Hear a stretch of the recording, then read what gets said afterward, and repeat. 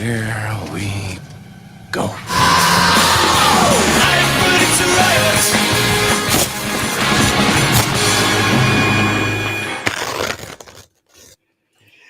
G'day fans and welcome back to another exciting Wednesday night for Rip It Off the Card. And have I got a funny thing to tell everybody out there tonight? Believe it or not, Aaron, who's sitting right there, is as sick as a little woofer. How about that? He's been coughing his guts up, he's snorting and sniffing and carrying on like a pork chop. And I said to him, dude, just harden up, stop being a wuss. He's even taking time off work. What is the deal with that? Tell us all about it, Mr. Aaron.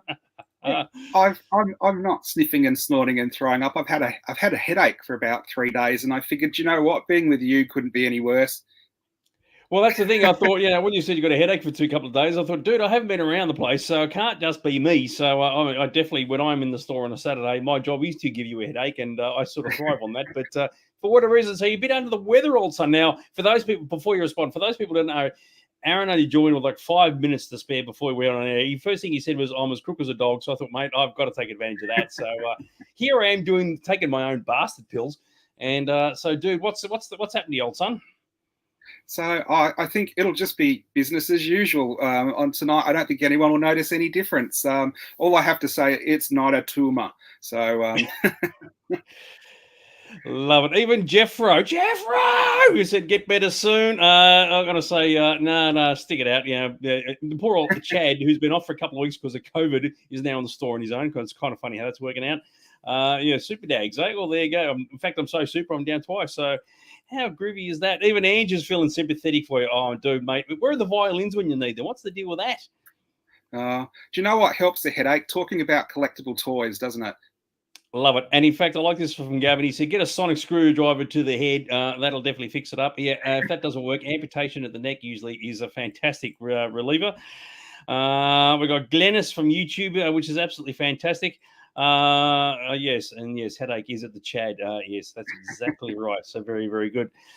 Good stuff. But anyway, the cool thing is, Aaron decided to toughen up. He said, yes, I'm joining the show tonight because I agree with him. When you're talking about the collectibles and sci-fi stuffs, that always makes you feel good. So Dr. Nerd is the fix to everything. So anybody out there, as soon as you get the sniffles and you start getting the bugs, just say, you know what, I just got to call up Dr. Nerd, and before you know it, your troubles will be gone. So yes, very, very cool. A lot of sympathy for you, mate. Thomas is saying I feel better too and all that rest of it. So anyway, all right, so we're going to move on with the show. It's an absolute ripper tonight. There's some really good stuff. The Greg King's Cheaper Things segment is going to be an absolute ripper. You're going to love it because something turned up. So you'll have to check that. Joe said, do you need surgery? Well, there's a lot of joking come out of that. And I'll tell you just very quickly, before you move on, you wouldn't believe what I was doing about a couple of hours ago. I thought I'm going to go back in the Wayback Machine and watch the very first episode of this show, episode 1 from March last year. I tell you what, you could not find two more wooden presenters talking about Star Wars card backs. What do you reckon, Mr. Aaron? The highlight of our broadcasting career?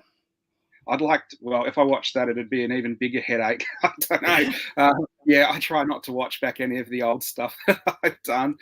I find it all very, very scary. I'm glad you managed to get through it, though. We've improved, have we? The only way is up. Oh, I didn't say I got through it. I just said I watched. I think I got through the first X amount of minutes and then go, yep, that's enough of that. Let's leave that in the archive book, shall we? Yes, exactly right. Thomas has said, need not another dragon. We will tell you a funny story about that dragon, actually, and that is particularly groovy. Hartnell, Aaron Challenger. God, there's no time. It wasn't room for Doctor Who bloody references. Oh, what did everybody think of our review of Legend of the Sea Devils the other day, or the Saturday night it was? So hopefully we got some joy out of that. Maybe watching that has given me a headache for 3 days. I don't know. That's what it is. You know what it is? It's Jodie Whittaker getting her revenge on you, saying, well, she's from the other side of the universe. She, as Gavin says, whipped out the sonic screwdriver and said, give Aaron Challenger a bloody headache because he's an asshole. He's an asshole. Dear. Very, very good. All right. So now, as it turned out, we've actually had some visitors into the store this week. So all the masks are off now. So we can actually, as the staff, communicate to people without having to wear these bloody things all the time, which is very refreshing, very, very enjoyable. Now, Thomas did come and join us this week as a writer, but he'll be featured next week. But instead, you actually got somebody else turning up. So cool, in fact, that they didn't even want to show their face. Is that right? I think we could have showed their face. I think their dad was proud to have them in the Cybermen helmet. So this is Miguel. This is Mark's son, who often joins us on the show and came in during the school holidays to pay us a visit and, more importantly, to buy some stuff. That is absolutely fantastic. Now, I got the picture here, the second smallest Cyberman in the universe. But, of course, once you said that, they gave you the beans. Is that right? Yeah. So this is why I hate the school holidays. Kids coming in and messing with me all the time. So, yeah, Miguel is a bit of a Doctor Who fan, but he's more of a Lego fan. So he brought some Lego sets and got some stuff, I think, as a bit of a school holiday treat. You managed to avoid getting electrocuted on that one, though, didn't you? Yeah, I love the acting that you're performing there. You that's Oscar worthy if ever there was one. So That's as good as it gets with me. Yeah, exactly right. If you need a gold statuette to give to yourself for your acting performance, I'm sure you could find one from one of those overseas places you're buying a lot of rubbish from at the moment. So that'd be kind of groovy. Yes. Isn't he a little short for a Cyberman? You can't even call him a Cyberman. It'd be a Cyber dude or a Cyber kid or a Cyber or whatever, wouldn't it, really? So, yes. Cyber Sprog. Yes, exactly right. Oh, yeah, there we go, Joe. You're right. That's the origin of the headache in that zapping. No, it's in the acting in trying to get the zapping. That's where that's happened. So, how can you tell how hard I was acting from one photo? Yeah, well, exactly right. He was method acting too. He said, Anyway, we're going to go on to the next bit. And I'll tell you a funny story about this next bit in a bit. So let's get into the show. It's very, very exciting. Yay, team.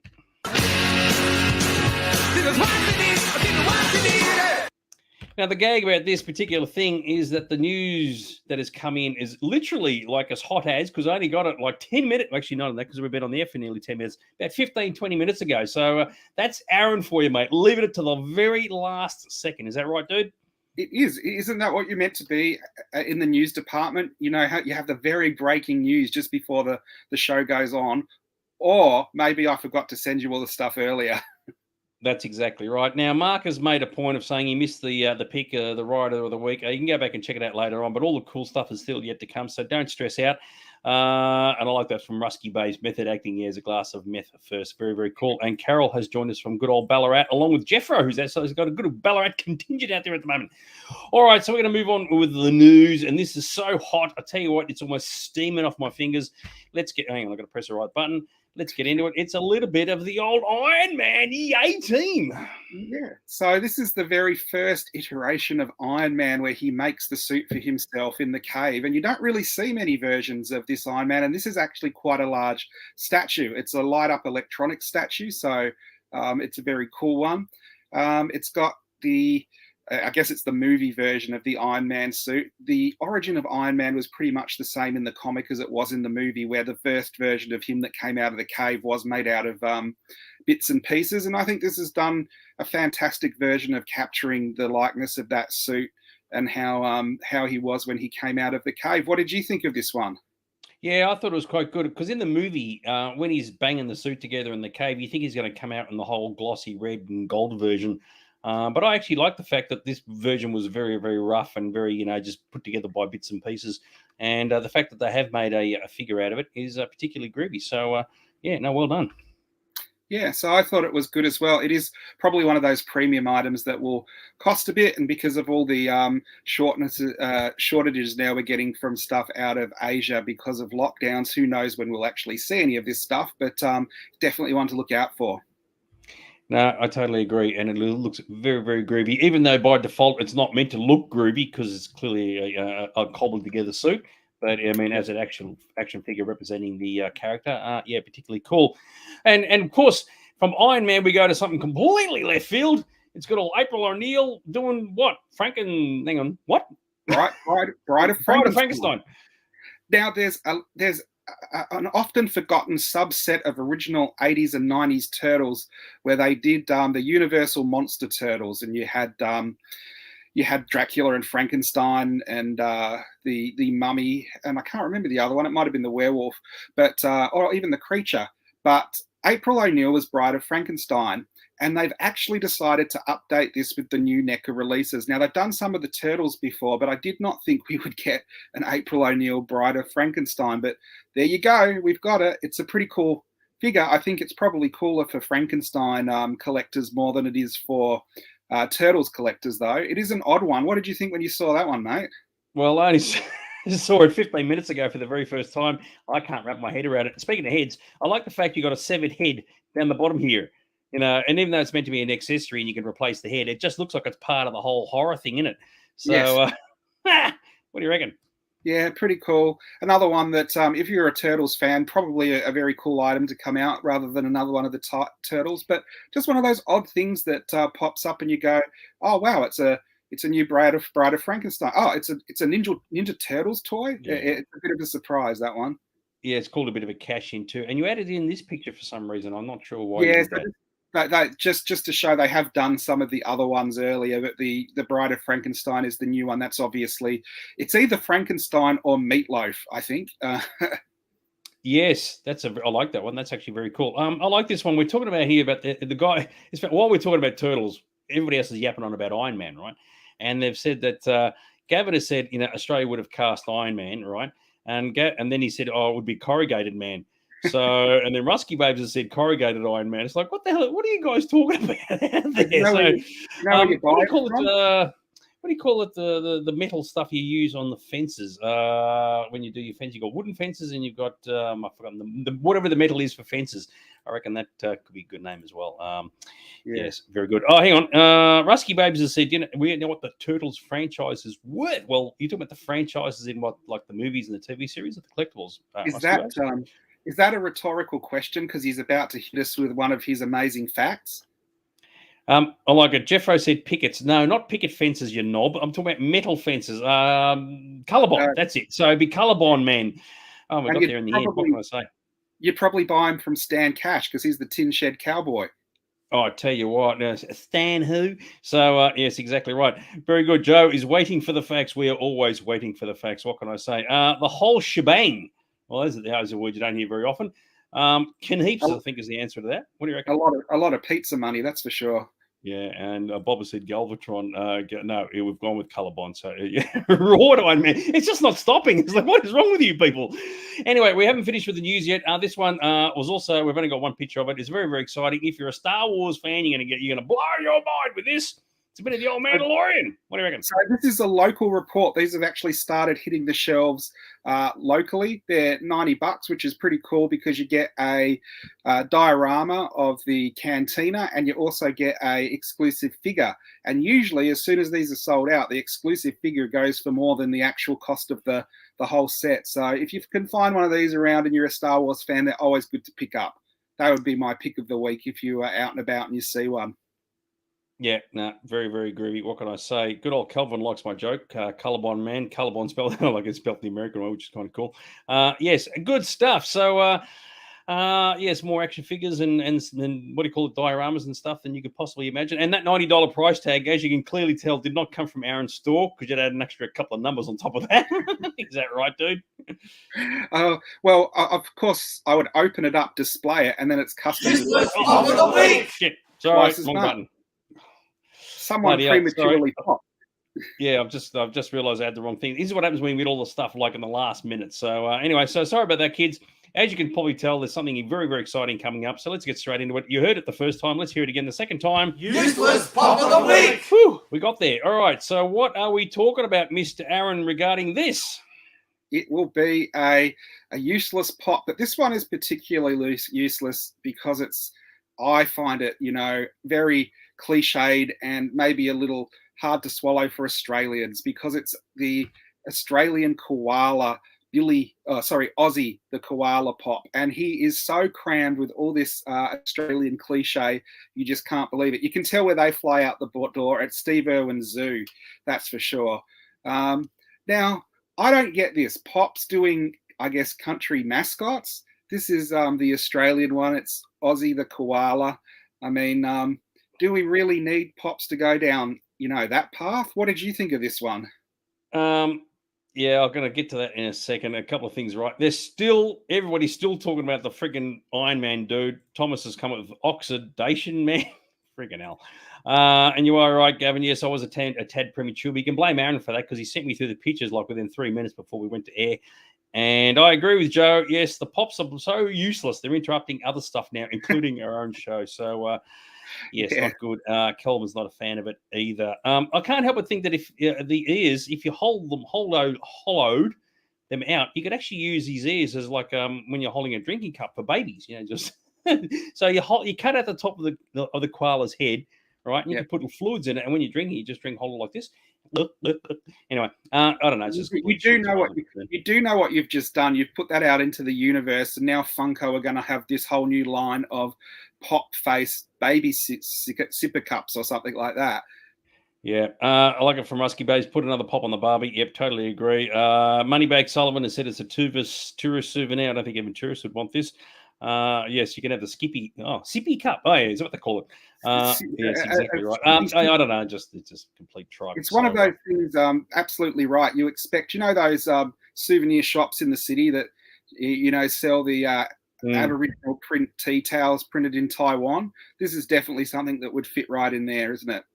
I do have one question though. Like Funko is an American company, so why would they be making an Australian mascot? What's the deal with that? What have I missed? Is that an Australian arm of Funko?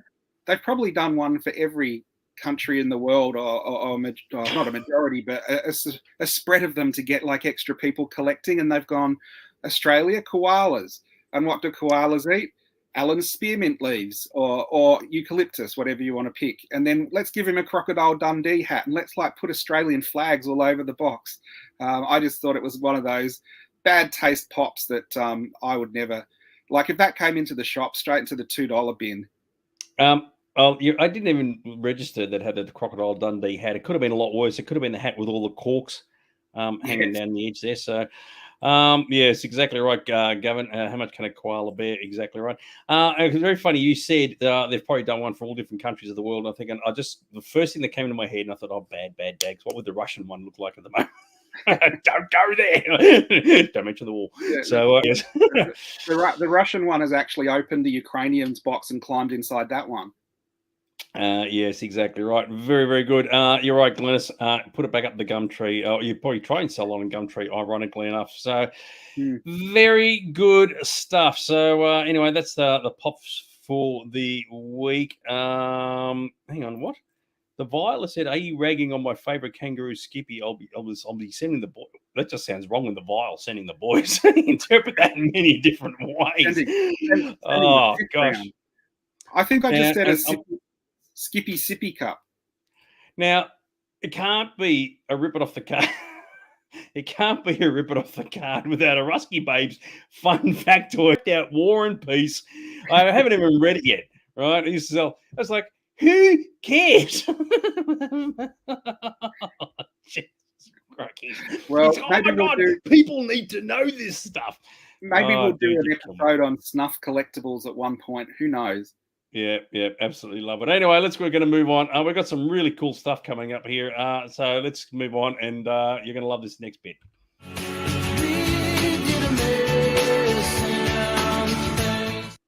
All right, so the cool thing about the Greg King's Cheaper Things is something turned up this week, and I'll tell you what, it's an absolute ripper. So, Mr. Aaron, over to you, sir. So people may remember we've been in dialogue with AliExpress over the non-appearance of some of their items and the wrong appearance of a Maltese dragon instead of a Maltese falcon. I was talking to one of their friendly staff, Ronnie, who, when my order turned up wrong, he said he would rush me out a replacement of this Maltese falcon if I paid him another $10 for postage. Now, I seriously thought that was the end of my money. If they couldn't send me a Maltese falcon the first time round, there was no Maltese falcon waiting there to be sent out when I paid them again. But I turned out to be wrong. Now, we had a picture there of what we expect to be sent. All right, so just to backtrack a little bit, for those who haven't been following what's going on, Aaron ordered a Maltese falcon replica, which is what this picture is here. He received a Maltese dragon, which ironically you'll see a picture of next week because someone has actually bought the Maltese dragon. That's another story. We won't go with that. So he was supposed to have received the Maltese falcon. As you can see there, it is a large replica of the one from the movie. and was supposed to have a Hobbit home that came with it, which he still hasn't received. All right, so the key thing is there, you look at what he's ordered, and there's one picture in particular you need to really focus on. I won't point it out yet, but you will see it again later on. So what he ordered was a replica Maltese Falcon. After a bit of dicking around, the damn thing turned up, and you wouldn't believe it. That's what he got. So I got the Maltese Falcon, and when you look at these pictures, unbelievably, it's pretty close to the replica of what we ordered. And like I was saying, I did not think they would even have Maltese Falcons sitting there. That's why I got a Maltese Dragon. And when they asked for more money, I thought that was a total scam and I would see nothing. But this Maltese Falcon turned up. Now, it looks quite good. Do you want to add something, Dags? Yeah, Rusky Babes in the past has made this big, long War and Peace fun factoid about in the movie, the Maltese Falcon turns out to be fake and whatever. You can't even be bothered talking about it anymore. He's given up. Absolutely love it. So, yes, very, very cool. So, yes, the Maltese Falcon has turned up, and as someone, hang on, Barry, pointed out, it's a tad on the small side, so it's the Maltese Sparrow. So I got this, which I went back and looked at the site that I ordered it from, a prop replica of the Maltese Falcon. And that is a small 600ml bottle of drink there. That is not like a full-size bottle of drink either. And you can see I can hold the whole Maltese Falcon in my little hand there. So this is what we actually got. I like it. Moneybags has said that looks half decent. The problem is, Moneybags, is that when you compare the two. Now, the important pictures to look at there are the one being held. You can see the one in the picture from the very item I bought is slightly different scale to the one that I'm holding, and the one in the picture you can see is bigger than a laptop screen. Or something, and next to that you can see mine is smaller than a Coca-Cola or a Pepsi bottle. So once again, I was not happy with the service that we're getting from AliExpress. I was quite disappointed because when it turned up in this little box, we've ordered other stuff, and I was like, oh, we're going to get some cards, or we're going to get something like that. But no, we got like the Maltese Sparrow or the Maltese Budgie. Yeah, absolutely love it. I work on. I like Thomas is looking at it. You're saying, "Oh, your hand is obviously way bigger," so that's the reason why the thing the scale is wrong. Yeah, it's like the Land of the Giants. We got the real size Maltese Falcon. I've just got massive hands. I absolutely love it. I reckon it is the Maltese Budgie. I totally agree with you on that, Rusky Babes. And I must admit, I laughed when I saw this, right? So there you go. And what are you trying to say about this particular item? Clearly, now that's poor value. Yeah, it's very poor value. But do you think I was going to leave it there? Do you think the Soul Greg King would settle getting something like that when we're in dialogue with the very people that sent it to us? No, exactly right. So once again, we've got some text, which is the correspondence between Aaron and Ronnie. Good old little Ronnie, who's becoming a bit of a legend at the moment. The Maltese. Love it. Oh, God, that's a classic. So, yes, very good. You are right, Joe. Greg King would not settle for this. And love it. All right, so there's a bit of text here. So this is the correspondence between the two guys. So start reading Mr. Aaron. Hey, Ronnie, I was happy to receive a package from you today, but my happiness turned to sadness, disappointment, suicidal thoughts, sadness again, and then to rage. After believing and trusting you, there is no Hobbit home, and the Maltese Falcon you sent me is not a full-size prop replica. It is quarter scale and not what was in the photo you advertised.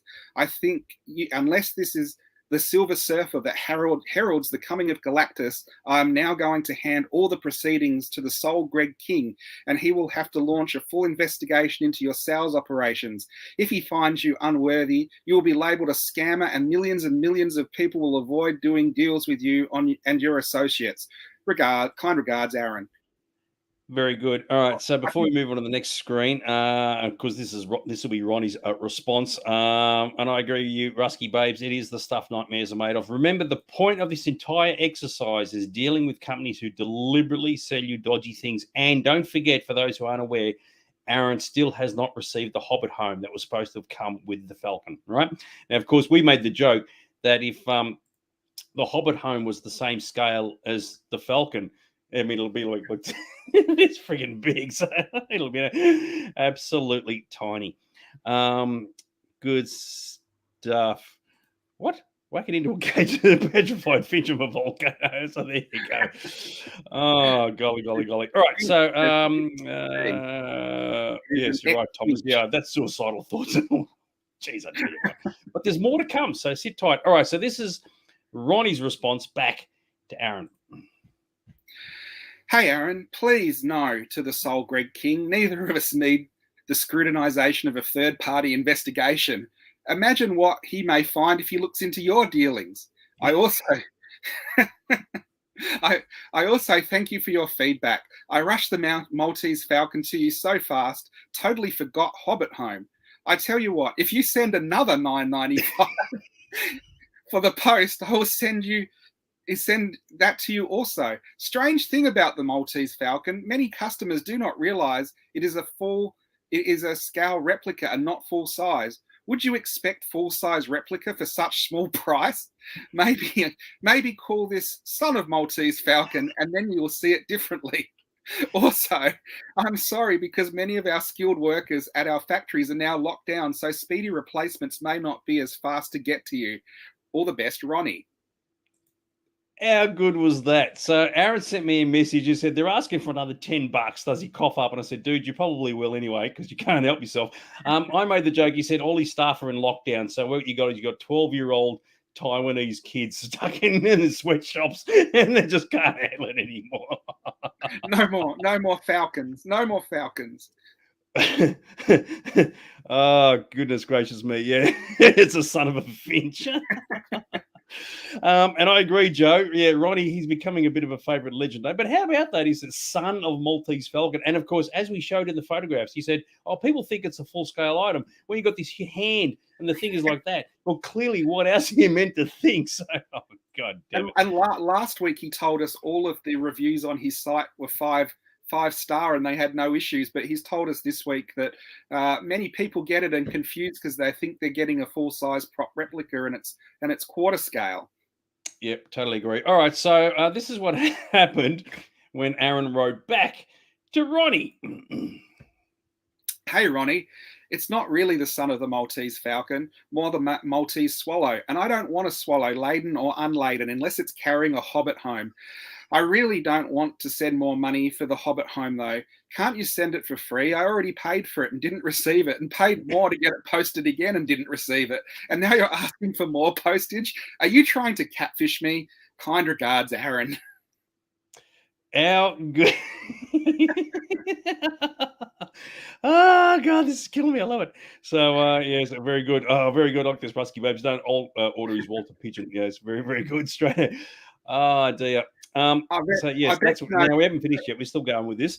Thomas is enjoying this exchange. Absolutely fantastic. Rusky. I bet you that they do get some people to. I bet you they do get some people to send money an extra time, but I don't think anyone ever sends money twice. And they must think, well, we've got a sucker here who might actually be paying a third time for the same item. They must think I'm amazing.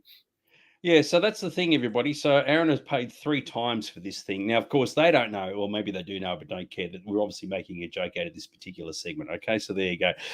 All right, so now this is parts in 2 sections, and I'll do the second part separately. So just be aware of that. So this is Ronnie responding back to Aaron.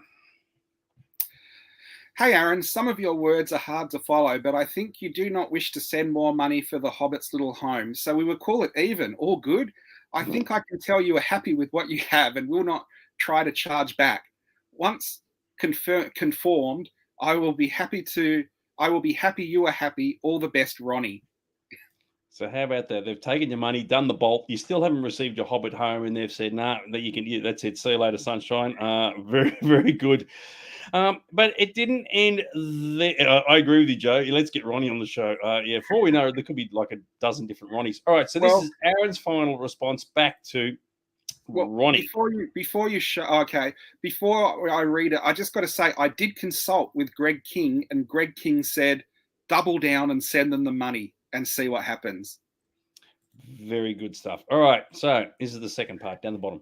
Okay. Whoa there, cowboy. I have just consulted with the Soul Greg King, and he has advised me to pay the additional postage to get the Hobbit's tiny home, as he wishes to see it and admire it before he continues his investigation. So confirming, you wish me to send another $9.95 to your PayPal address, and you will rush this item to me. All the best, Aaron.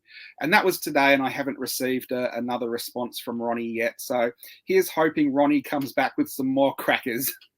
And I agree with the vial. It's definitely funnier than the two, Ronnie. So how about that? Isn't that absolutely unbelievable? And you can bet your bottom dollar, if you even get this Hobbit home, it will not be what you expected it to be. So it's funny, but it's not funny, and that's the funny thing about it. So yes, exactly right. Very, very cool. It's ironically funny. The Maltese Falcon has now joined Greg King's $2 garage sale. You can see him sitting there on the fence observing the proceedings.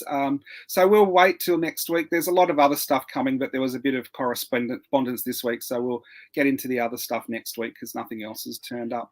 So yeah, that's it for Greg King's cheaper things for this week. Joe, it is laughing so I can barely breathe, and it is funny. You can't help but have a laugh, can you? Yes, it's Greg King. He really wants the Hobbit home for the garage sale, and of course, the funny thing is, you really don't know what to expect with these things. I mean, as we saw now, for those who haven't been following the show, a couple of months ago, you ordered I forgot what it was now. And you got the necklace. Remember that? What was that for? That was a Stargate. Yeah, he ordered a Stargate replica, and he ended up with a necklace, which is on display in the shop. And in fact, when Thomas visited the store on Saturday, one of the first things he said when he walked in is like, "Where's the Greg King stuff?" And that's a true story. Where is it? We have to, because it's on display behind the door in the store. So absolutely fantastic. So. I like it, barking up the wrong tree. Oh, Bob, you're a poet and don't even know it. Absolutely love it. Very good stuff. All right, so after we've had some complete idiocy with Greg King's cheaper things, it's time to move on to another idiot. No, he's not. He happens to be the coolest cat in town, and of course, it's time for the Lord Vile's Vile File. So here we go again, and once again, the Vile File is every episode this year has been driven by letters, and I'm getting more and more of them. It's quite disturbing. I don't get any letters for me. And in this one, we're actually getting letters to the Vile suggesting stuff to annoy me and Dags. Exactly right. Here's the first one. We've got a couple of letters this week. Dear Lord Vile, these pictures came up on my Facebook feed and I captured them quickly as they are the first things I found that I think could feature on your segment. I'm not exactly sure why, but hope you can use them. Gemma. Very good. And we have no idea who Gemma is, but she's obviously a fan of the show and fan of the Vile, as you should be, Gemma, which is absolutely fantastic. Let's get into it. So these look like some bad costumes from somewhere. I don't know if that's meant to be a Bigfoot or a Chewbacca or what it's meant to be. And well, it doesn't. Hang on. Either way, it doesn't matter because this dude here, right? He's already Rebel Legion of 501st approved. Yes. He's a Chewbacca without the bandolier, though, so he's a naked Chewie. Yep.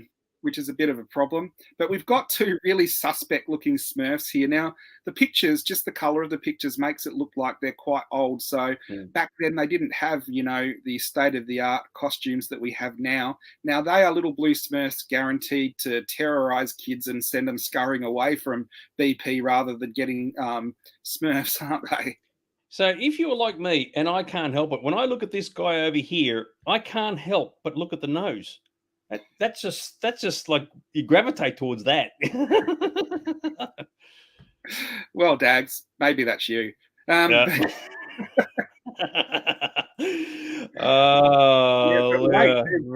cool. Are there any Muppets fans here? Papa's knows all the kids to sit on his knee. Oh dear, very, very good. Yes, good stuff. Any Muppets fans? Don't know why. Because here we've got some rather unusual Muppets characters. We've got a couple of piggies, and I don't know if that's a hobo from under a bridge or if it's Fozzie Bear. But either one could be quite accurate in the description there, couldn't it? So yeah, we've got like I don't know, some really weird people dressed up as Muppets. But I don't know if that's the same Miss Piggy in both pictures. But how could there be just one? You know. Sorry, I've got to go back one. All right. Where are we? Regarding this over here and that nose, I've got to give this one to Ange. Yeah, Papa Smurf's all Smurf out in the distance. Oh, dear me. So, yes, you do look at them and it's like Fozzie's on there. I mean, oh, what do you say, mate? I mean, like that's a head only not even a mother could love. So Straight to the abattoir with her. But yes, I'm afraid so. It's like, and what the hell's this thing up here? It's like, what's the deal with that? Oh my goodness gracious me! I don't know. Oh dear. Oh dear. Oh, your Rusky Waves is supposed to be Smokey the Bear. You reckon? Well, he's been smoking something. Absolutely love it. And we got more messages. Oh, I love this. It's clearly he's a fan. So go for it, old son. Someone's getting into character. To his high magnificent, I can't even say it, magnificence, Lord Vile. I found this Docky Who bootleg toy by browsing on eBay. I thought it would be doubly vile for you to show it, as it will drive Aaron crazy and make Dags roll his eyes as it's more Docky Who. What do you think? Your Sith acolyte, Justin. I tell you what, Justin, you're back on my Christmas card list because at least you said Docky. You said Docky Who. But yes, that's the last thing we need to talk about in this show. But very, very cool. Hang on. What were we talking about? The Miss Piggy on the way to becoming bacon and Miss Piggy moved to Cranwell. Bloody hell. All right. So what do we got here? Oh, it's okay. Go for it. So I do know about these. I do have some of these somewhere. These, when Doctor Who was popular, back when David Tennant was the Doctor, it was so popular that bootleggers decided to put out their own range of Doctor Who merchandise. And it is quite hard to find now because it was so crap no one bought it when it was originally out. This is the Cyber Controller's personal helicopter, which buggered if I know what that episode was in, because they've just taken a generic helicopter toy and whacked it in a Doctor Who box. But that's what a bootleg toy is all about. But the Vile got this, and we've done this subject before. He has a collection himself of bootleg toys, and so he has decided to do a bootleg update on things that he's added or seen recently that we haven't looked at before. So what do you think of that, Dags? I'll tell you what. I swear, if I realised I had enough time for this and had paid attention, I would have actually photoshopped that to have it Docky Who. That would make it an ultra rare collectible. What do you think, eh? It really would. Yeah, very, very good.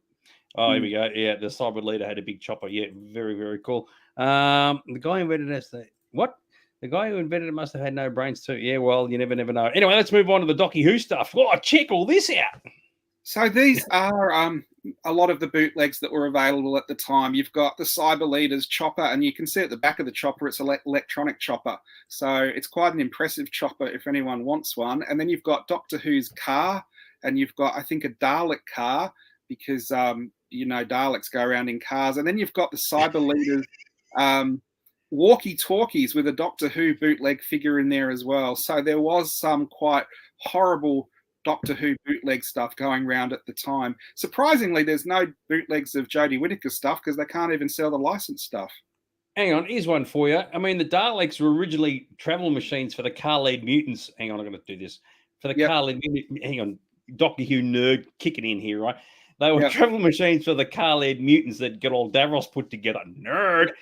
Who's to say they weren't driving around in a car first? Good old Scaro might have some really, really good highways. And Davros said, well, I put him in the car. And, of course, that didn't work because they had no fuel and the fuel prices had gone too high. So he said, screw that. Chuck him inside this Mark, whatever it was, 3 travel machine.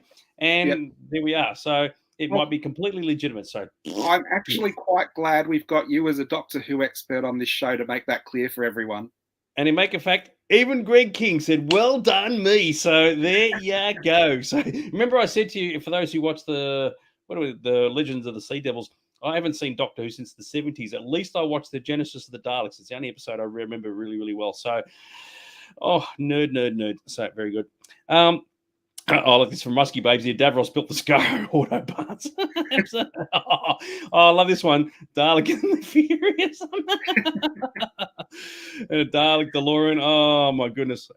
Yes, very good. Anyway, I think everyone realizes we've got an auto car theme today with all these Autobahn jokes. But yes, so the Vial has not just got Doctor Who bootlegs. He's got like a whole lot of different toys he wants to share with us tonight. So what's the next lot? Very cool. I can't believe we're talking about Docky Who with enthusiasm. What's the deal with that? Anyway, go on. We're mocking it, Dag. So of course you've jumped on board.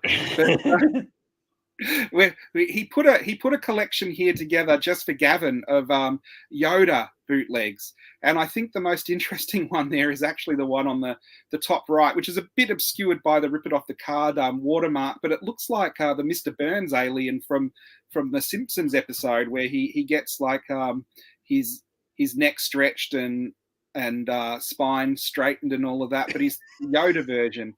And you're talking about like the Fozzie on meth. Well, there's a Yoda there that looks like he's had a bit too much and thrown up all over himself. Down the bottom, the Vial has shown it before, but we've got the action figure of Anakin, which is just named Little Girl. But he's dug up some new stuff to put with it, and there's like the hombre white version of Darth Vader, and a couple of other Darth Vaders that have turned up in Mexico. And then there's like the Star Raider, which is Chewie, and he's got like Dax on, Dags.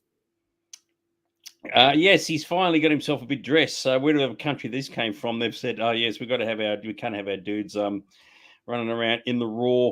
That is kind of funny. I do like that hombre special. Vader. I never known Darth Vader to be classed as a hombre. Yeah, the good, the bad, and the Sith. I love it. Very, very good. But you are right about this Yoda up here. What is the deal with that? So I don't know. That's just not right, is it? So yeah, went out partying and woke up covered in his own vomit. Party time it is. Absolutely love it. Yeah, but we get these are again all based on Star Wars, but we get further and further away from the actual franchise or anything that resembles anything for it. I do love Star Knight, which is basically Darth Vader on a Chips Cop motorcycle, which would have been an amazing thing to see that riding up the Death Star trench. That would have like struck fear into the rebels that were trying to bullseye the what do you call it? I've forgotten. What? The what are you talking about? The exhaust port. And then the other thing at the top is really interesting. The Star Cops figures, they're basically sci-fi figures, but then you can clamp a Stormtrooper or a Darth Vader suit over the top of them. So, you know, they've made figures for their own range, and then they've stolen Star Wars to make it cooler for kids anyway. And that Space War figure, which is obviously Darth Vader as well, is much closer to the first ever dark helmet figure that's ever been produced by the size of the thing as well. Very true. When he's riding the motorcycle here, right, and he pulls over some dude in an X-Wing fighter, good old Vader gets off the bike, walks over to the thing and goes, oh, hello, what's all this then? I like the chips in space comment. Love it. Yeah, lead it. Yeah. Yes. Chips in the stars. Yes, that's actually very good. Well done there, Glennis. Fantastic. Oh, love it. Good stuff. Anyway, so yes. But we've got more franchises that are ripe for bootleggers to rip off. I think we might have seen some before, but here are some different ones that have turned up. We've got Robot Cop and Robot Cop 2. The Robot Cop 2 is definitely one that I haven't seen before. We've got Adventure Action Man, which looks like Chuck Norris and probably is meant to be Chuck Norris, but probably Chuck Norris doesn't see a cent out of that figure. And then we've got like the Alien Man, which is basically a man and someone's whacked the alien head on it. Now, I thought this was one of these sort of modern, trendy bootlegs that like artists are making. But no, that was an actual product that was brought out as a bootleg. Now, down the bottom is one of those lines that anyone who collects Terminator is sure to want to add to their collection. It's a line of bootleg called The Protector. And basically, it's a guy that looks like Schwarzenegger that's a human cyborg that goes around and protects kids from evil robots sent back in the future to kill them. So a totally original franchise there. I agree with Wolf. Yeah, the alien looks like he's chucking up. I love that. They've just, as you said, they've just got a dude's body and they just chucked this weird, wacky head on top. Alien. He's freaking grouse. Oh, Yeah, God. And you know what? As shit as these things are, there'd be people out there going, I've got to have that. And some like parents who know nothing about pop culture would be going to the local markets going, I've got to buy this for my kid. They're going to absolutely love it. And the kid goes, what the F is this? It is funny, isn't it? They're cheap and crappy, but there is an appeal to collecting them as well. Yeah, totally love it. Oh, very cool.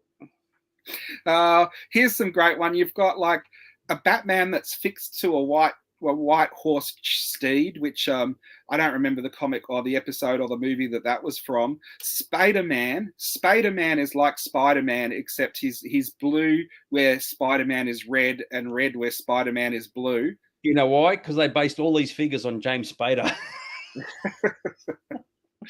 Yeah, I don't see the resemblance. I do think, which is pretty awesome. Only their mother can tell them apart. Maybe he's James Spader from the multiverse. You've got a Thomas the Tank Engine Transformer warrior there. So basically the kids can have this friendly Thomas and then transform him into a killing death machine. The one that I think is really interesting, they've got an 89 Batmobile, but it's the Harry Potter mobile, and they've basically done what a lot of the Formula One cars do and put all these decals all over the Batmobile just to make it 100% more magical. That has to be one of the weirdest bootlegs that I think I've ever seen. You like Batman, kids? You like Harry Potter? Here's a fusion of the two. I tell you what, imagine playing Quidditch in this vehicle instead of on a broom. Yeah. Can you imagine when he starts pushing all the buttons and just blowing the shit out of the other team? But awesome. That would be pretty cool. And then one of the Avengers was the team up of Earth's mightiest heroes. But we've got a set here that has Darth Maul, miniature-sized Buzz Lightyear, and I think it's the Thing from Fantastic Four. Do you know what that set says to me? All the other sets picked and choose their team, and they were the ones left over that got thrown in a box together at the end. Yeah, nobody wanted to pick them up. I love it. Very good. You've got a duck, though.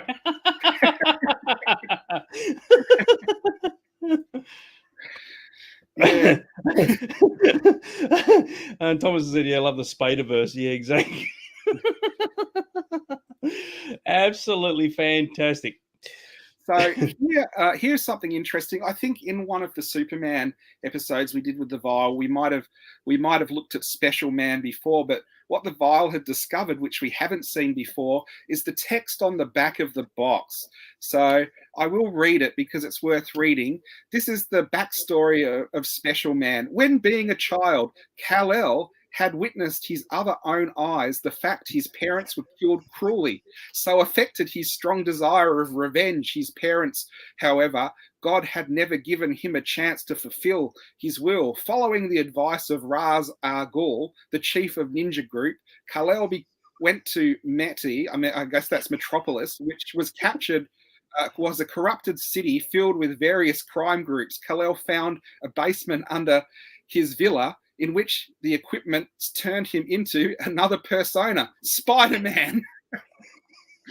With this mask, Spider-Man stroked all criminal activities, criminals everywhere, such as Togon, the chief of Mafia, Dr. Draxstraw, the abominable drug trafficker, even the mysterious opponent, quite familiar with him.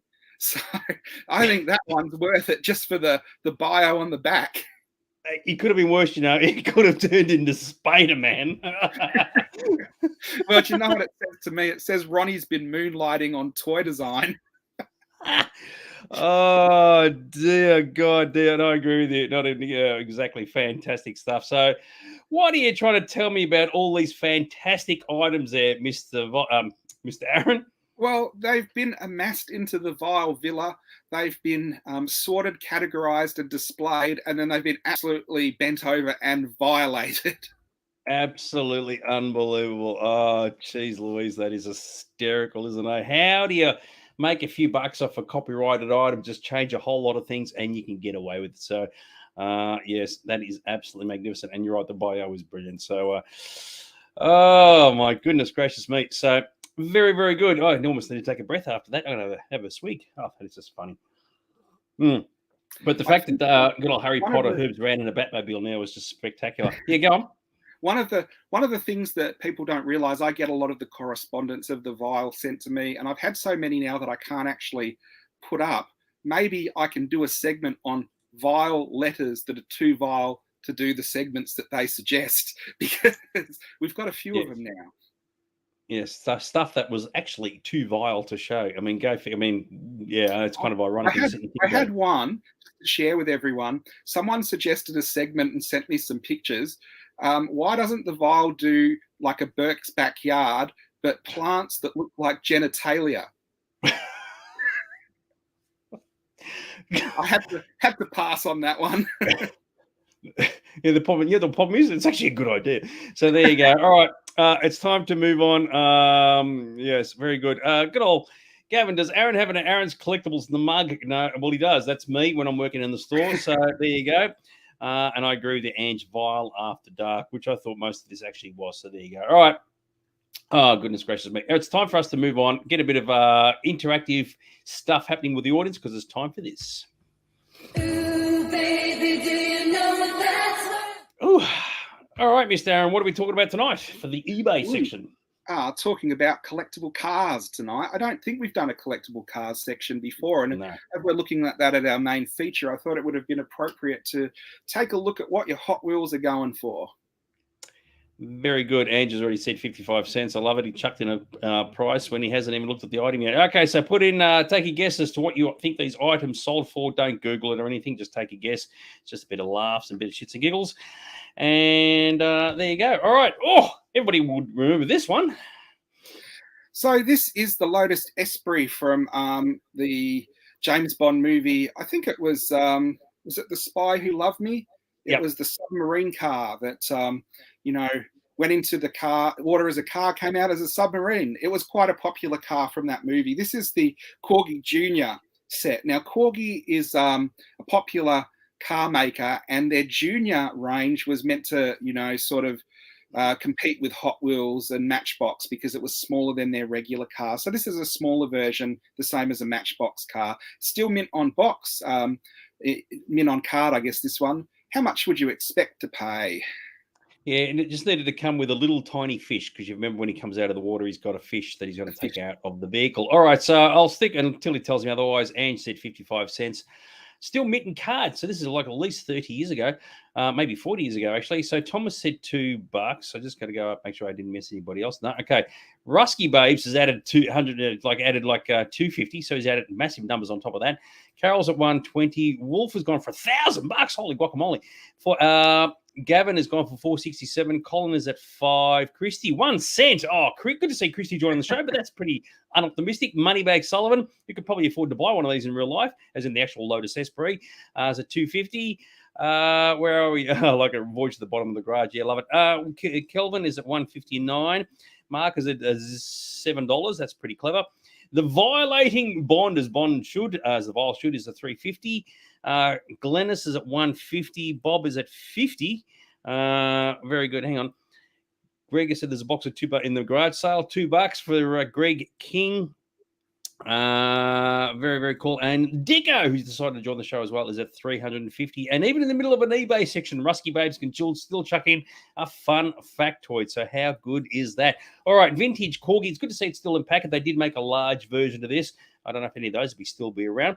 The Lotus Esprit, unopened, looking very, very groovy from Corgi. Very cool. How much do you reckon it went for? It went for a whopping.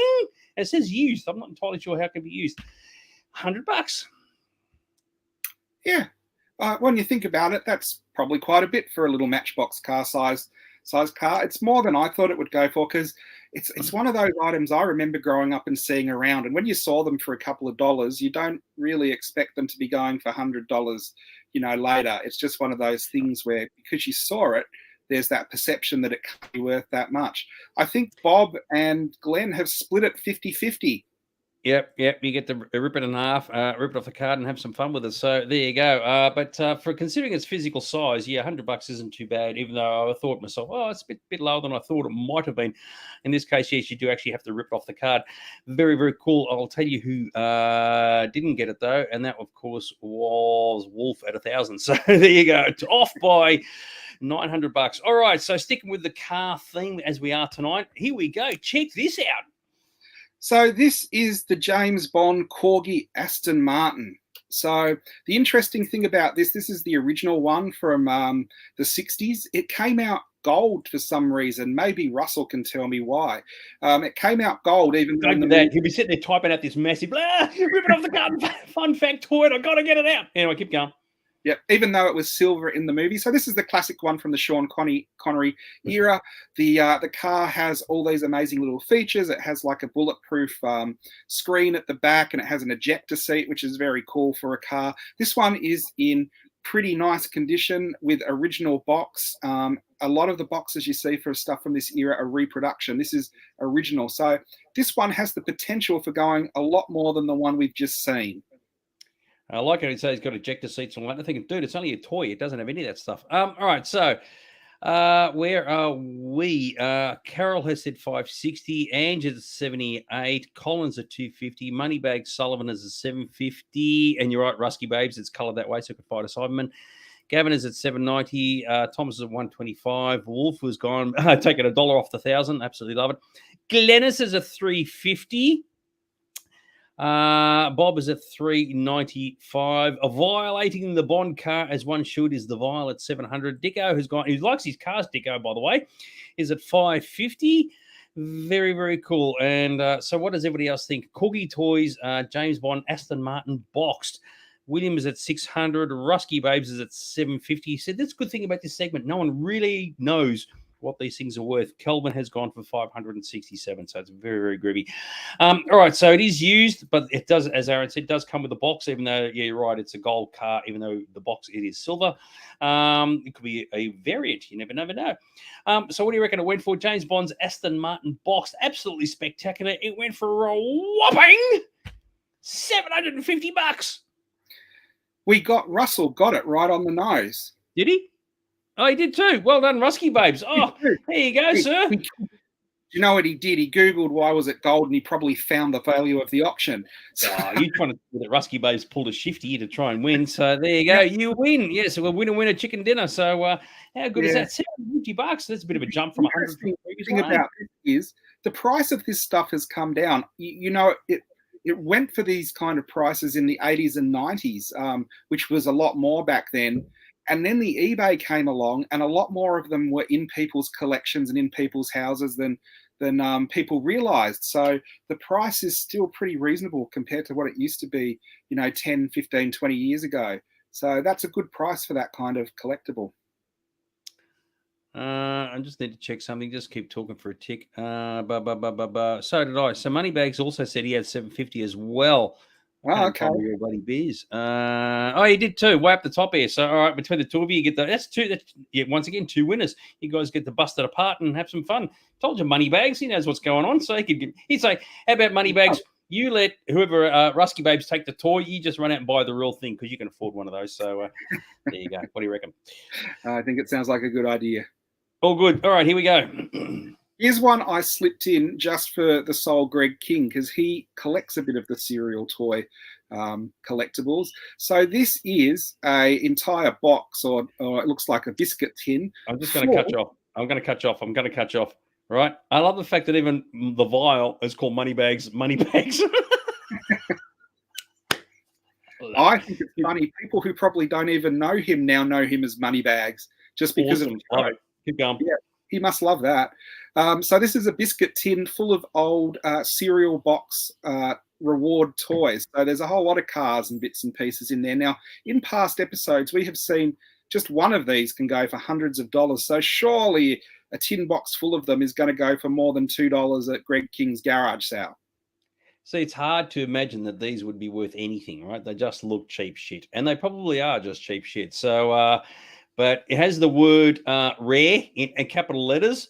So make of that what you will. Yes, and it is sealed. So you never know. All right, Gavin. Hang on, I lost it. Hang on. Gavin's at 1,500. Carol's at 450. Ange is at 10. Thomas is at 8. Kelvin's at 20, and Bob is at 500. Moneybag. Eggs. I love it. He's at 450. People will call him Moneybags and won't even know why he's called Moneybags. Mark is at 15. Wolf is still sticking with the $1,000 thing, which is cool. Glennis is at 600. Violating these plastic toys is the Violet at 66. Collins at 25. Rusky Babes 120. Individually, they go for way more. So there you go. So yes, will that theory absolutely pan out or not? We do not know. William has said $250 as well. And Diggo loves his little cars just like himself, is at 400. Good stuff.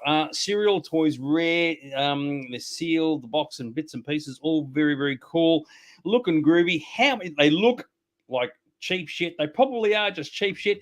But what did they go for? They went for a whopping $375. So did Dicko get that? He's at the top. He's at so far. Anything you want to say while I have a look around? Yeah, I reckon that Wharf is going to go 997 on the next auction, no matter what it is. But, if we end up with 1,000 items, we'll get it down to zero, so that's all good. We'll get one of them eventually. So cereal toys are one of those really unusual things. They can go for cheap or they can go for super expensive. Usually there'll be one particularly rare one, or there'll be one in a color that is hard to get that will push the price right up. Other times I've seen, a box like this goes for absolutely nothing. I really don't know many collectors that collect them, but there seems to be enough that the price is always constantly high on these things. Yeah, I got to admit, I can't visualize it myself. It's not really working for me. But there are some items you spend a bit of money on. You go, oh yeah, I can see where the money went, like we had with the James Bond car previous to this. But these things, no. But just goes to show you can never predict these things. Speaking of predicting, what's the name of the truck?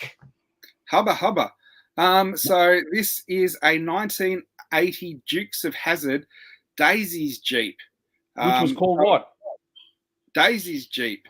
No, it had a name. The name was Dixie. Was it? Oh, was it really? She was a Dixie chick. There you go. She was. I'm testing my memory here, but I thought she named her truck Dixie. But there you go. Continue on. Well, there you go. This is one of those. It's a model kit, so it's one of those snap-together kits that you put together. I do think Russell is a bit of an expert on models, so he might be able to get pretty close to this one. Now, Rusky Bays, when we talk about the models, we're talking about the truck, not the girl, right? Yes. For those that don't know, some of the Irwin Allen models, I've been using pictures that Russell took. Get on with it. Okay, how much is it worth? Will it go for more because it has a pair of legs on it? Absolutely love it. All right. So yes, it is a model kit. So it doesn't look like that when you take it out of the box. Okay, Angie's gone for 20 and is brand new, which is kind of groovy. Carol's at $12.90. Wolf was decided to knock another $1 off, and I like it was said about just keep going. You've got to get close at some point. $9.97. Mark, I like that is $500. Moneybags is at $250. Thomas is at $780. Colin, $300 just for the shorts. Yeah, well, you never know. Very, very cool. $387 was Gavin. Glennis has said $200. Kelvin's at $350. There we go. Yeah, Rusky Babes is an expert on both, actually. So there you go. $350 for William. Dicko has said $269. Rusky Babes says $75, and he is the expert after all. I can't imagine Daisy calling her Jeep a camel. So there you go. Very, very good. And violating Dixie or Daisy, whichever you prefer, is the Violet, $365. So there you go. Very, very cool. Dukes has a 1980. It is a model kit. So unless you're into model building, you probably won't be interested in this at all. But you never know. So there you go. Could go for more because you get a little picture of Boss Hog up in the top corner there as well. Yep, exactly right. All right, so how much are we went for kids? Vintage 1980 Dukes has a Daisy Jeep, model kit. Yeah, all very, very exciting. And it went for a whopping $90. So that one was a hard one to predict. I didn't know. I looked at a lot of Dukes of Hazzard stuff the last couple of days and thought that one was interesting because most of the Dukes of Hazzard stuff is of the General Lee and is of the Dukes. So you don't see much of the other stuff around. So this was unusual, but it didn't mean that it went for anything amazing. So, yeah, Russell, who is the model expert, did manage to get it. I Both thought types of models, as he likes to clarify. So there you go. Yes, you have to cough up an extra 15 or something bucks, but Rusky Babes, you got it all, son. So there you go. I thought very good guy. I like this one. Rusky Babes is saying that the viol is lowering the tone. We've always had a low tone here, so don't you worry about that. Very good stuff. Good. All right, down to the last item for the day. What's it going to be? Oh, go on the Batmobile. So this is a Corgi Batmobile. Now, Corgi Batmobile is one of those cars that has pretty much been in production since the late 60s. It's one of the most popular cars ever. It came in many different versions. This is a 70s version of it, which probably isn't as rare as the 60s version. Dags, did you ever get the 60s version? No. I had it when I was a little kid, and that was it. And I don't think I ever had it by itself. I had it with the boat. So, yeah. So it is one of those iconic cars that we'll probably have a bit of a look at later. But here's your chance to buy one. How much would you expect to pay? I can tell you a story about a version of this car too, which I'll bring up later on. Very quickly, while we waiting for the bids to come in, did they ever produce a Boss Hogs car? I think they did. They produced so much Dukes of Hazzard stuff. Just about every car that appeared in the show got a Matchbox-sized car of it at some point. Yes. Cool. All right. Andrew said 101 for this. Collins at 675. Thomas at 300. Bob is at 80. Rusky Babes is at 250. Carol's at 490. Kelvin's at 75. Wolf is at 996. Still going there. Still counting down. Gavin's at 1260. Marcus said 150 bat cookies. I love that. Glennis is 250. Don't tell me that Rusky Babes about the car and the boat together being the most expensive, because that's what I had and I played with it as a kid and ruined it. Moneybags at 385. Violating the Corgi Batmobile is the vial at 4,000. Unbelievable. Dicko's gone for 375. William is at 275. So there you go. What do you reckon? The Corgi Batmobile. Yes, it is brand new according to this, and it would go way back. In the original photograph, notice there are 23 bids, so there's a bit of interest in this, by the way. In the original photo, the picture was crooked. I actually had to straighten it up, which is kind of bizarro. All right, so how much you reckon it went for? As simple as that, Corgi Batmobile. Nothing else mentioned about it whatsoever. Looking particularly groovy. And Joe has just chucked in $600. What do you reckon it went for, kids? It went for a whopping, after 23 bids, $621.11. How do you do that? It's the 11 cents that won it, wasn't it? Could be. Well, Joe, who might have come in at the last second, may have actually got this. Anything you want to say about this, dude? Yeah, Joe just asked what's with the Glad wrap. That's actually the original wrap that it came in. And the interesting thing is, if that had been taken off, it would probably be in better condition because it's shrunk over time, and that's meant that it's put the box has warped and pulled the header card down. And if you had taken that off carefully and displayed it, it'd be in much better condition. So I don't know, as a mint-in card box collector, if you'd prefer it with a nicer box without the wrapping or with a hammered box in the wrapping. It's just one of those unusual things. Yeah, that is a very good point. When the packaging actually starts to ruin the item, what do you do? And I don't know. It's a tough one. Because you can kind of ruin the product either way. So, yeah I guess it's one of those things where some of the plastic goes yellow, and if you take that plastic off, the item looks the whole heap better. But if you take the plastic off, it also devalues it. Yeah. Rusky Babes said, I thought someone had put it in a plastic bag. I did too, actually. I couldn't work it out either. Better to unseal it. Yeah, I suppose so. And you're right. It'd be only a hardcore person would say, no, I still want it as is, regardless of its condition. So you're probably right. Taking it out would probably be the smart move, and most people would accept it. Very, very good. And Rusky Babes said, that's a lot for the 70s version. Yes, indeed it was. Good stuff. Well, we're actually discussing good old fancy vehicles from movies and TV shows tonight, actually, and they're collectibles. Is that right there, Mr. Aaron? We are. We were originally, Dags and I were looking at sort of our top 10, and we were going to discuss our favourite vehicles, and it quickly became obvious there was no way you can look at all the vehicles in movies in one episode of this show. So what we've done, we've just looked at 5 iconic vehicles from movies and 5 iconic vehicles from TV shows, and we're just going to discuss our memories of each one and then have a look at the collectibles that go along with them. And if you were to say to people out there, what do you reckon is the first one we're going to talk about? You could present a million different varieties, and I'd be betcha you wouldn't think it'd be this. So I've started off with one of the most, I guess, iconic cars from children's literature and movies, and that's the Chitty Chitty Bang Bang. Chitty Chitty Bang Bang is interesting because not a lot of people know this. The movie was written by Ian Fleming. The book was written by Ian Fleming, and then the people who made James Bond also made the movie. So the Broccolis made the movie. Disney were very, very mad about this because they stole Dick Van Dyke, and then Dick Van Dyke went on publicity saying the Broccolis have made a Disney movie that out Disney's Disney. So he was then blackballed from Disney for years for saying this. But you can't deny the sort of eternal appeal of this timeless movie. That means that the original Corgi still gets reissued 50 years later and sells out every time they reissue it.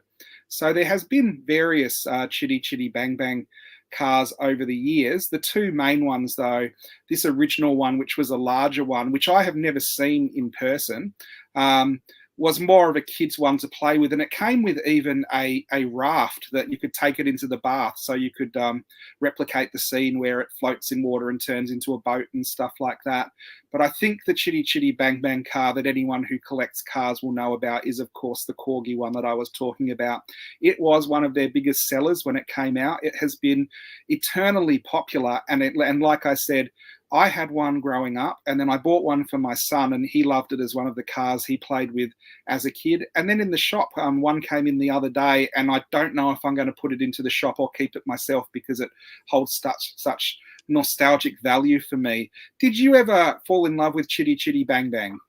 I can't remember. It's been decades since I saw it. I did find it interesting that you're right. Ian Fleming writes the book, and the car has bits that pop out everywhere. And of course, in James Bond, he has a car that bits pop out everywhere. So you can certainly see a bit of a theme there. But yeah, it's just a unique design, very stylized, very, very cool. And I can understand why a lot of people really go for it. It's a very, very popular one. And a lot of the comments that we've put up already have really dialed into it, which is particularly groovy. Ironically, sticking with the Ian Fleming theme, you can't go past a bit of the old ding, ding, ding, ding, ding, ding, ding, ding, ding.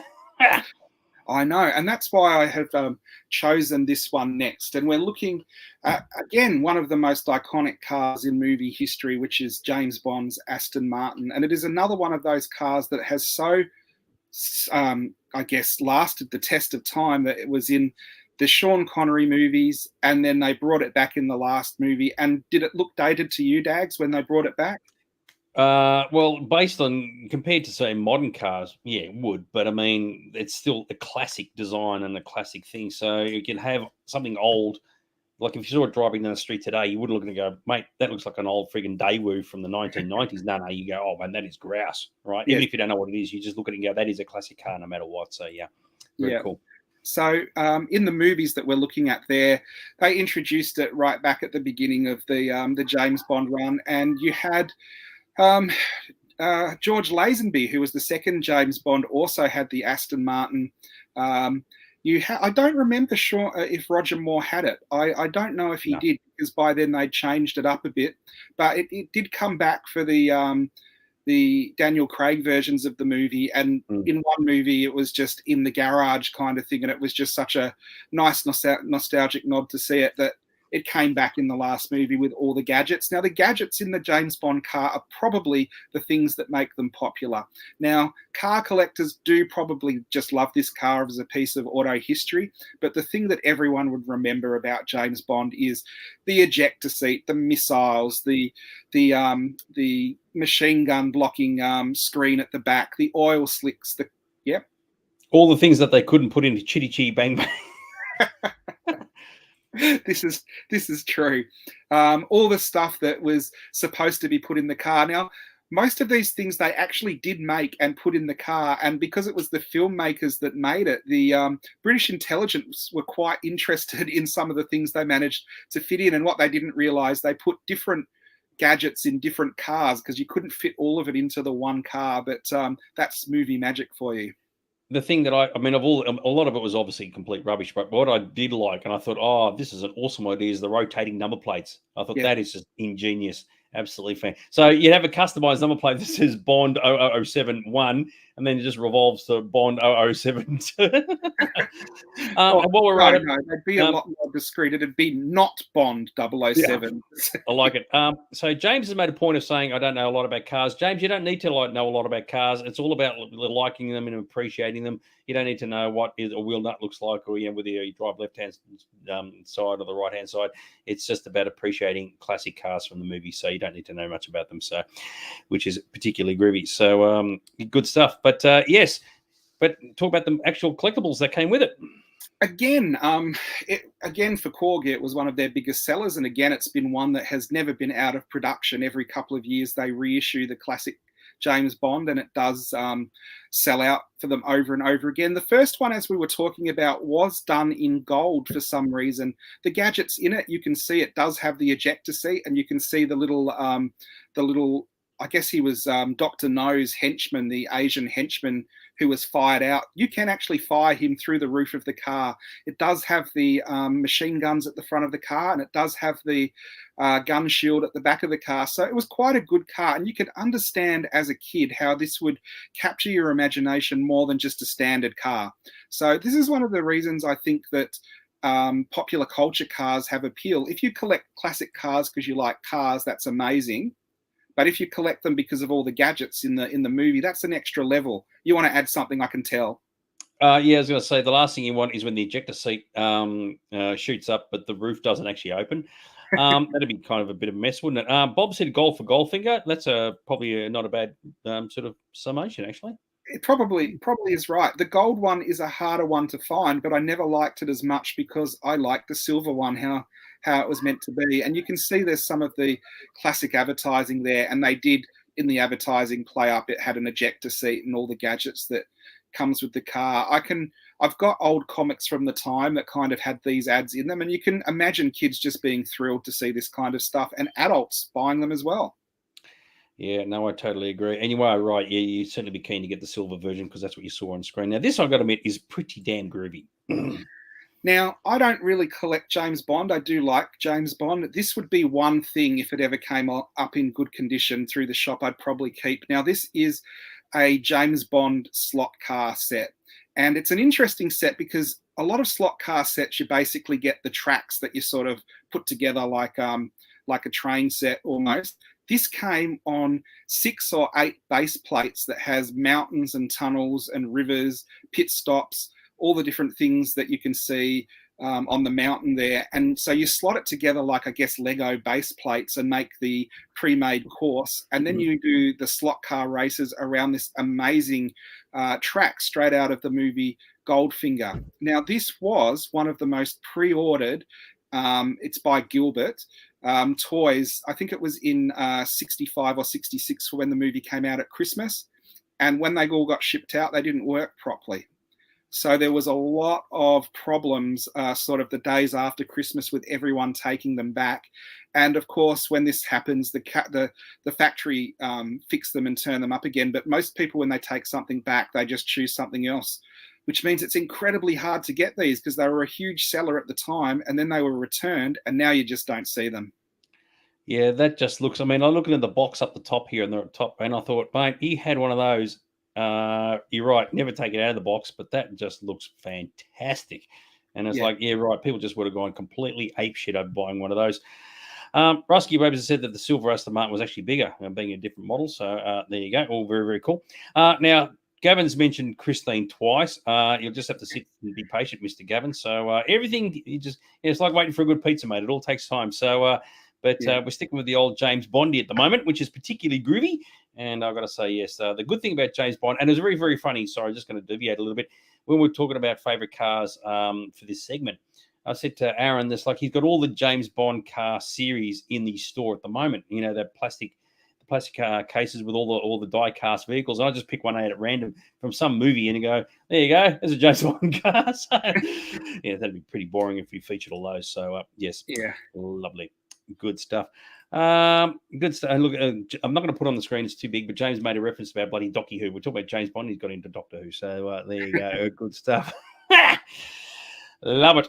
All right, so we're moving from one side of the world to the other side of the world, and from England we go to America, and from America you can't go past a bit of the old Ecto.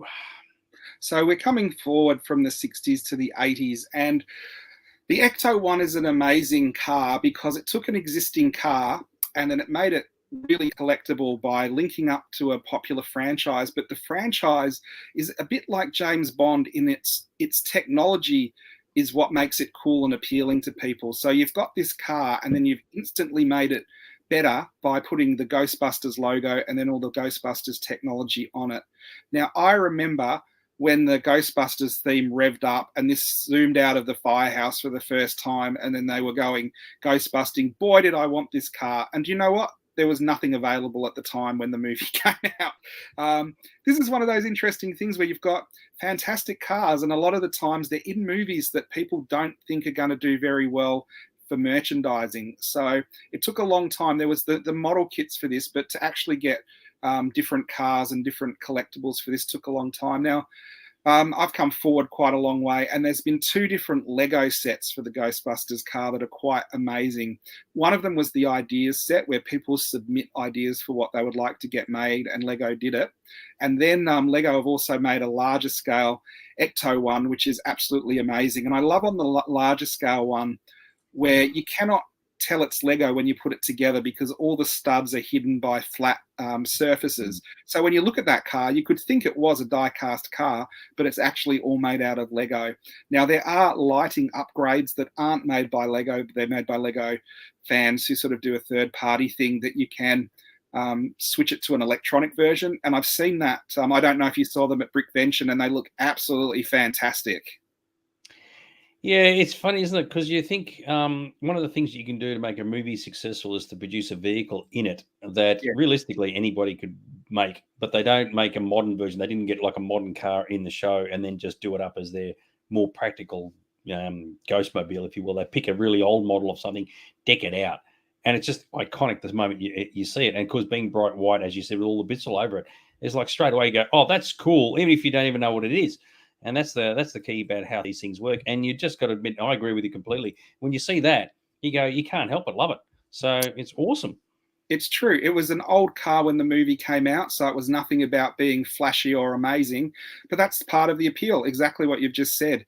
These are some of the different die-cast versions that have come out. There's been a Hot Wheels Elite, which is sort of their sort of high-end one. And then there's different companies that have also done it. All of them I have come across, every one of them is really good. All of them look accurate.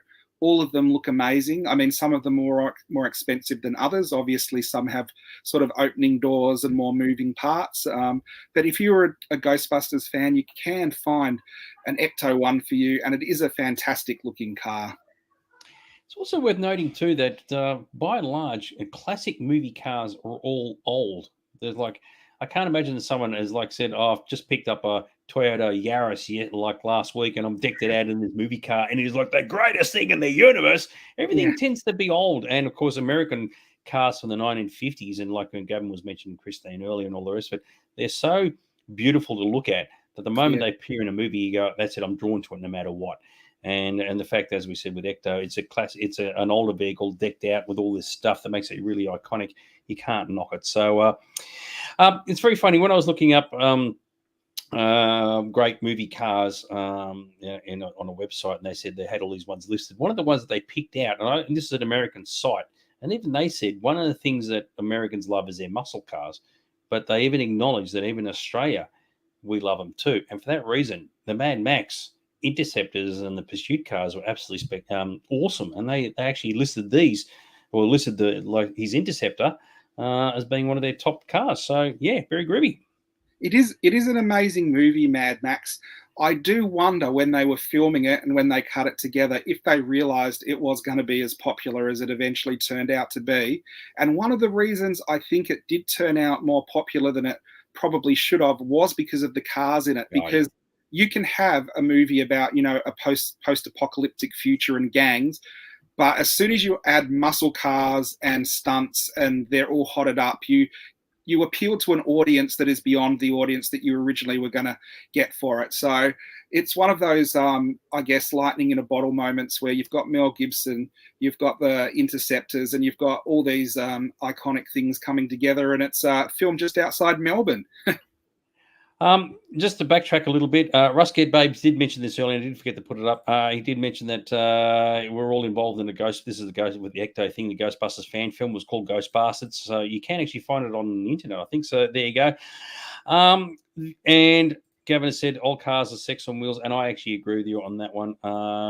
Awesome. And way back up here, Ghostbusters car was actually an ambulance. Yeah, that's exactly right.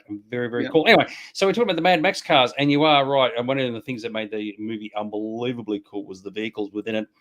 And of course, even like I find it interesting that because they're Australian cars, I think it was a Falcon XB was the Interceptor, that Americans will do replicas of them, and of course they've got to make them right-hand drive in a country that's left-hand drives, and but they still do it because it's what they do. And of course for Mad Max 2, there was a lot of changes. You had to put the big fuel tanks in the back and all the rest of it. But the classic Interceptor from the first movie, is still, even today, after decades, is still iconic. Now, these are some of the older items of merchandise from the movie. It's interesting because there's not a lot, because there was a lot of copyright issues with Mad Max. Apparently, the guy that owns the actual term Mad Max keeps it all tied up and won't let anyone use it unless they pay an absolute fortune. So that's why when you see Mad Max cars, they often haven't got Mad Max on it. It's got like Last of the V8 Interceptor or V8 Interceptor or something like that. And these are some model kits from Japan, and you can see even these are called Mad Police Interceptor and stuff like that. So the issues went way back to the 80s when the film was first produced. There is, interestingly, a Mad Max 2, The Road Warrior there, and I think they thought for a while they could get around Mad Max by doing Mad Max 2, but even that disappeared, so it changed to Road Warrior just to get around this guy holding the copyright for the name. A couple of things I want to bring up. So there's a guy in New South Wales who did a replica of the Interceptor, V8 Interceptor from up here. Unfortunately, it got slapped with a pink sticker of unroadworthiness because, one, he had the big belt-driven blower out the bonnet, which of course is illegal. You can't have that, even if it's fake. And of course, even in the original car, it was a fake one. And the idea being, and I didn't even know this, cars are designed primarily so that if they hit a person will roll over the bonnet. Right, yeah. And they hopefully will survive. But if you've got this big ass thing in the middle, that's clearly going to mess them up big time.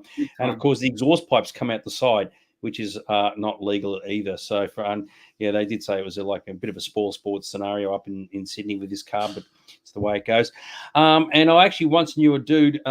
He was the brother of a friend of mine who actually ran the website madmaxcars.com. I don't know if it still exists. And he was really involved in how all the cars were manufactured and where they all are and all the rest of it. And this is going back in the 90s. So absolutely fantastic. So, yeah, very, very cool.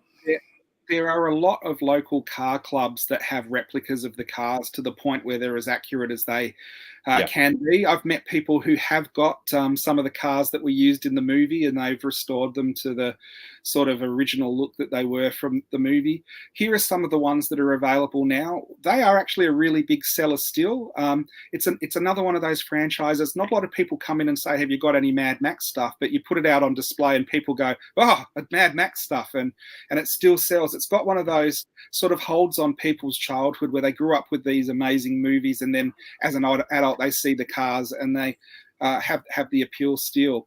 So we've just got, I think, the yellow Interceptor, and I think we've got the dusty version of his Interceptor in stock at the moment. The black one. Oh, yeah, that one down the bottom there. Yeah, that's actually in the store at the moment for those who are interested, which is a bit unfortunate that they've done that because you can't get this off. And they've even like the dust marks on the windscreen wiper as well. And yes, you do actually have the MFP version as well in the store currently, which is particularly groovy. So, yeah. It is one of those franchises that the cars are still available today from a movie that's like 30, 40 years old and still got, petrol in the tank.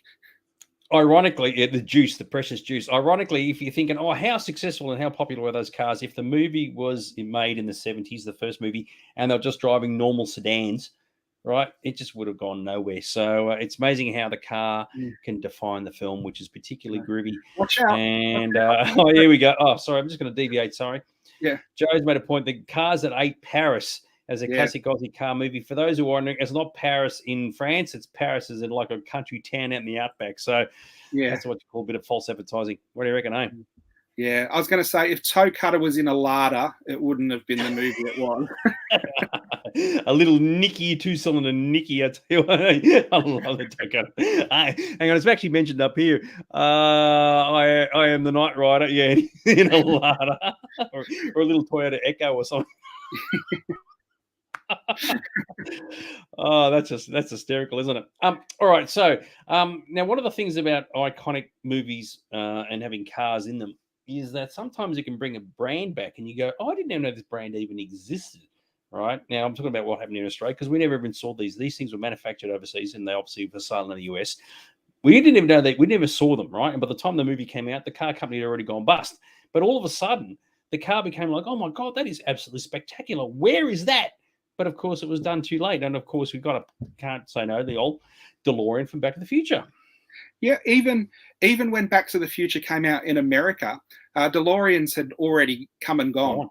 And people thought it was a current car because it was in a sort of sci-fi movie. But of all the cars that have been put in a sci-fi movie that weren't designed by the production to be in the movie, this must be the most perfect fit that was ever done in Hollywood, I think. Well, the fact that even when Marty says, oh, Doc, you put it in a DeLorean, right? And it's like, I mean, back here, you're looking and thinking, what the friggin' hell is a DeLorean? DMC written on the front, you know? And then the doctor says you're going to build a time machine, you're going to do it in style. Whoever thought of that? Because once again, if you stick the time machine in an Echo, right, or as a Lada, or you said, or like a Ford Fiesta, nothing, right? You put it in this gorgeous vehicle that no one had ever seen before, and you're going, mate, that is one of the greatest smart moves of all time. So, well, can you imagine if they'd done the original script where the time machine was built into a fridge and they popularized the Kelvinator or something like that? Actually, Kelvin's watching the show at the moment. I think yeah, exactly right. Because the funny thing is, for those who don't know, there's actually, or there was, I assume it's still there, a documentary on DeLorean himself and about how the cars got manufactured and made and what happened in the whole saga. And I didn't know this. Them DeLorean motor cars were actually manufactured in Ireland. I thought, how about that? Because he couldn't get them built anywhere. So they were made in Ireland, rebuilt effectively the whole manufacturing economy in Ireland. But of course, 2 or 3 years later, ran out of money, and that was the end of that. So. And now they're collectibles now. But hang on. But I just wanted to say, you could almost argue that they've become collectibles now, as in the real car, because of the film, which is rather ironic how these things all worked out. So there. Absolutely. I think they would have become an iconic car, but not nearly as well known because of the movie. Interestingly enough, when DeLorean went broke, they threw a lot of the unused parts and shells and chassis into the Irish Sea. And very recently, it got to the point where they've now become so valuable, it's worth them going down and dragging the original parts back out. Yeah, I don't agree with you that the fact that the car would have been iconic. I think once it was gone, and people just said, oh, it was a bit of a novelty, right? Yeah. Yeah, right. But once you stick a flux capacitor in it, bang, suddenly it becomes a bit of a thing. So, because for those who didn't know, one of the cool things about a DeLorean is there was no paintwork. There was stainless steel, right? Yeah. Which is why Gavin has said it's Mandalorian's favorite car because of the chrome, the silver color, which is absolutely ingenious. So, and you are right. Sorry, I'm going to just cut you off once again. You're right. The DeLorean story is worthy of a movie in its own right. Totally agree. But it is actually a documentary on Netflix if you get a chance to look at it. And it's a very, very sad story as to what happened in the end and as to why they didn't work. So there you go. The other thing, the plot point in the movie where the DeLorean keeps stalling is absolutely true because the capacitor in the DeLorean, if you're driving at night and you had the lights on, didn't charge as fast as the batteries drained down. So it was a bit of a bomb in that regard. And that's absolutely true where, it keeps stalling on Marty because it loses power. Yeah, and unfortunately, that was the downside. They had a lot of mechanical problems, even as cool as they were. So, Moneybags has said they're trying to bring them back in the US. They probably will. It's kind of ironic that would do that. But once again, it's all well and good to bring back a car that is popular because of a movie. Doesn't mean that people are going to want them, though. I mean, are they practical? Are there aspects about them that work or that don't work? I mean, back in the 80s, because of the doors and all the rest of it, it's great. but would someone say, yes, I will buy one of those? And I think the answer is probably no. So, but, you know, weird things have happened. So anyway, very, very cool. So in terms of the collectibles, well, you know, how many DeLoreans do you want? There's millions of the damn things. Well, DeLorean, again, is one of those interesting things. When the movie came out, it was very, very hard to find any Back to the Future merchandise. They did do some little Micro Machine ones, which I haven't put up because they're just not impressive at all. But they have become such an iconic and beloved car from this movie that probably for the last 10 years, a company has had the rights to DeLoreans, and you could get them in all different scales. The ones that we have in the shop, you've got like there's 4 different versions. There's the 1, 2, and 3, and there's 2 different versions of the one from number 3 with the tracks and the different different stuff on it. But usually people are happy to own just one from their favorite movie, or sometimes one of each version. The other really interesting thing that came out, you can see on the bottom right there, you know, there was the rage a couple of years ago of all these magnetically levitating things. Well, they did a magnetically levitating DeLorean. And out of all the things that use that sort of gimmick, that is one of the cooler ones, where you've got like the DeLorean from Back to the Future 2 that actually hovers. So that was quite an expensive piece, and it's still sold out instantly, and they're quite hard to find, and everyone is after them. The DeLorean, you can see, is quite a good looking car. It has a very instantly recognizable silhouette, so when you see it, you know what it is. And of course, as Dags was saying, the gull wing doors might not be practical, but they're very, very cool. Yeah, actually, you do wonder. I mean, I have to look at the picture if you can even wind the windows down just so you can go through a drive-through at McDonald's. Now, it's a bit of a gag, right? So we're saying you put a time machine in a DeLorean because it's the coolest thing ever. Gavin has said stick it back in a Datsun 1600. And then Kelvin has said 180B, please. I used to drive a Datsun 1200, and if I put a time machine in that, it would be as boring as batshit. With that in mind, the Vial has said it just... I think it's FF is supposed to be fun factoid. Like we're talking about Christine, like Christine from the movie, created interest in the 58 Plymouth Fury, so that's fair enough. And there would be Christine clubs, and there probably would be a huge collector base for DeLoreans. It just wouldn't be a very big one. So it's kind of funny. Everybody knows the car, everybody likes it, everybody recognizes it, but not everybody has one. In fact, I know a guy in America who's got one, and it doesn't even drive. So it's a tricky one to say, is it worth having one or not? But either way, keep going. Now, if you've got some money to throw away, DeLorean have, the DeLorean has been made into some high-end collectibles. Hot Toys have done 2 versions of the DeLorean, the first one from the first movie, and the Back to the Future 2 hovering version is about to be released. The first one originally retailed for about $800 and now goes for a couple of thousand, and I think the second one is coming out at $1,200 if you want to look for one after it sells out. They'll disappear.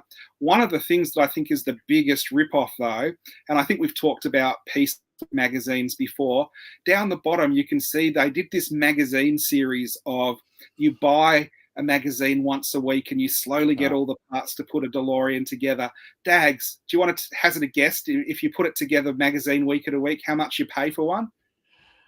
It's $5 based on what I'm seeing there. I'm going to estimate over 800 to 1,000.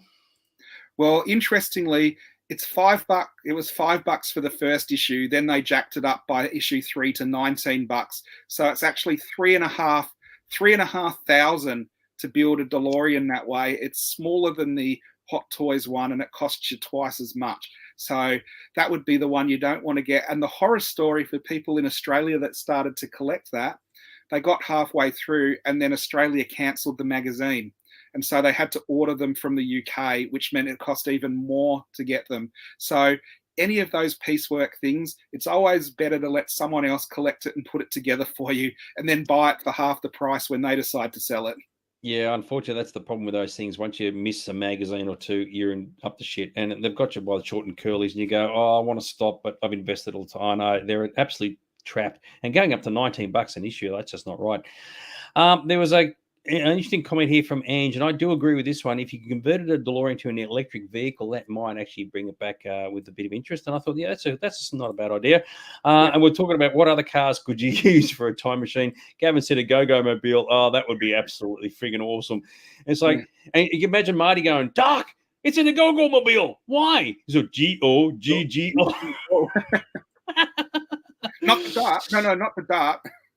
No, exactly right. Anyway, so that's as far as we're going to go with film cast for the time being. I know there's a million others we could pick out, but we're going to do another follow-up episode, so don't stress. We're going into television shows now. So you're thinking, okay, TV cars. Which one do you reckon is going to be the first one off the cab, off the rank? That's bad English, but you know what I'm trying to say. Would it be this? Would it be that? Instead, it's going to be something I didn't see coming. The Munsters. So The Munsters is one of those shows that isn't really remembered for the cool old automobiles that they had in it. And the people who collect them absolutely love them. And they were involved in some of the plots of the different episodes, and they are absolutely amazing cars. And there have been toys made of them, but they're one of those sort of forgotten cars that are absolutely amazing. Do you remember, the Dragula and the Munsters coach? I don't remember the one with the coffin at the bottom, the car at the top. That's a George Barris one, I think. And George Barris was a bit of a popular lad back in the day, but that is a very sexy looking hot rod, I've got to say. They're both very cool pieces. It is another one of those things where I watched the Munsters as a kid and I thought it was fine, but when they had like the episodes or the movies with the races in the cars, it always made it instantly better. Yeah, I got to say, I mean, it's very, very cool. I mean, once again, get a show, add in a groovy vehicle, and it's like, oh, mate. And as a kid, you'd be looking at it thinking, that is just spectacular, even if it's completely impractical. But I absolutely love it. So, well, yes. I'll tell you what, Gomez Adams would have been absolutely jealous of the Munsters cars, wouldn't he? Just a bit. A tag of pistol. Yeah. So there are two main cars we're looking at here. The Munsters coach was the family car, which it basically looked like something that could be in a graveyard, either, a tomb or a coffin or something like that, with all the interior details were like the interior details of a coffin with all the red silks and things like that. You fit the whole family in there, and because they were an unusual family, like it is designed very strangely, they do make an amazing car just because, they've got that old 50s look, but they've got all these amazing chrome bits and pieces all over them. The second one there, as Dag said, the Dragula was a drag racer that was made out of a gold coffin, basically, and there was a couple of episodes where that was the plot point where they were racing cars. I remember a lot of episodes around the car where the Munsters invented a pill that you dropped in with water and it turned it into petrol, and all the Russian spies wanted it and stuff like that. Fun aplenty with the Munsters cars. Now, the Munsters cars, when it originally came out, there was model kits. Aurora did the model kits, but there wasn't much else.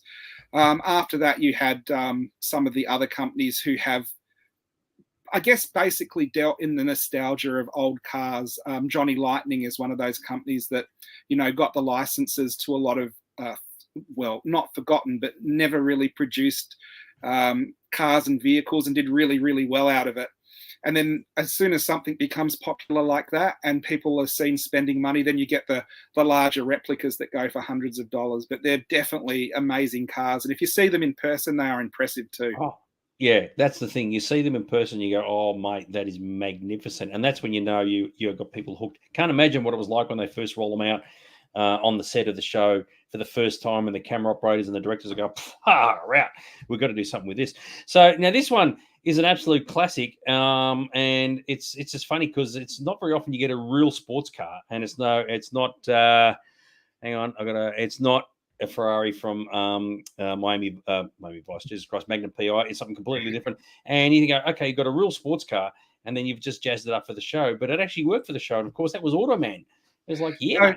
So no one is going to have guessed we would have brought this one up, but this was actually one of my favorite cars from TV when I was growing up, and it was cool because it was like seeing Tron every week on the screen, and the special effects actually seemed amazing to me as a kid, where that car was drawn by an electronic cursor and then became solid. And the coolest thing for me, it could do 90-degree turns on a hairpin, and also that the car spoke to the traffic lights. So as it went through the city, the lights would all go green, so it never had to decelerate for traffic. And as a kid, I thought that was absolutely amazing. Sadly, when it was around, I never saw any Automan merchandise at all, and I didn't think there was as much as there was when I actually looked into it. Well, the cool thing about the car, of course, it was a Lamborghini Countach, right? Yeah. So they came out in the early 70s and they completely revolutionized supercar design. The Lamborghini, ironically, started off making tractors way back in the dark ages.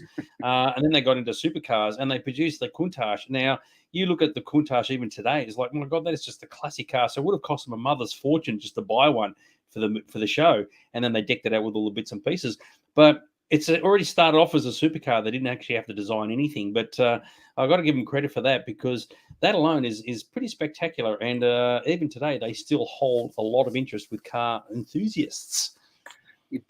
Well, also, they were hot on the heels of Tron, and obviously Yep. the look of the cars were kind of, let's just say, borrowed from Tron, but it didn't do as well. And shows that only run for one season generally don't get a lot of merchandising because there isn't the publicity to support the product. So I was surprised because I knew there was a Automan figure, but I didn't know there was much else. So when I had a look today, because I joked to Dags, I'm going to do the Automan car, the automobile, but I don't think there'll be much toys. There was actually a really amazing slot car set, which again, the cars lit up, so they looked pretty awesome.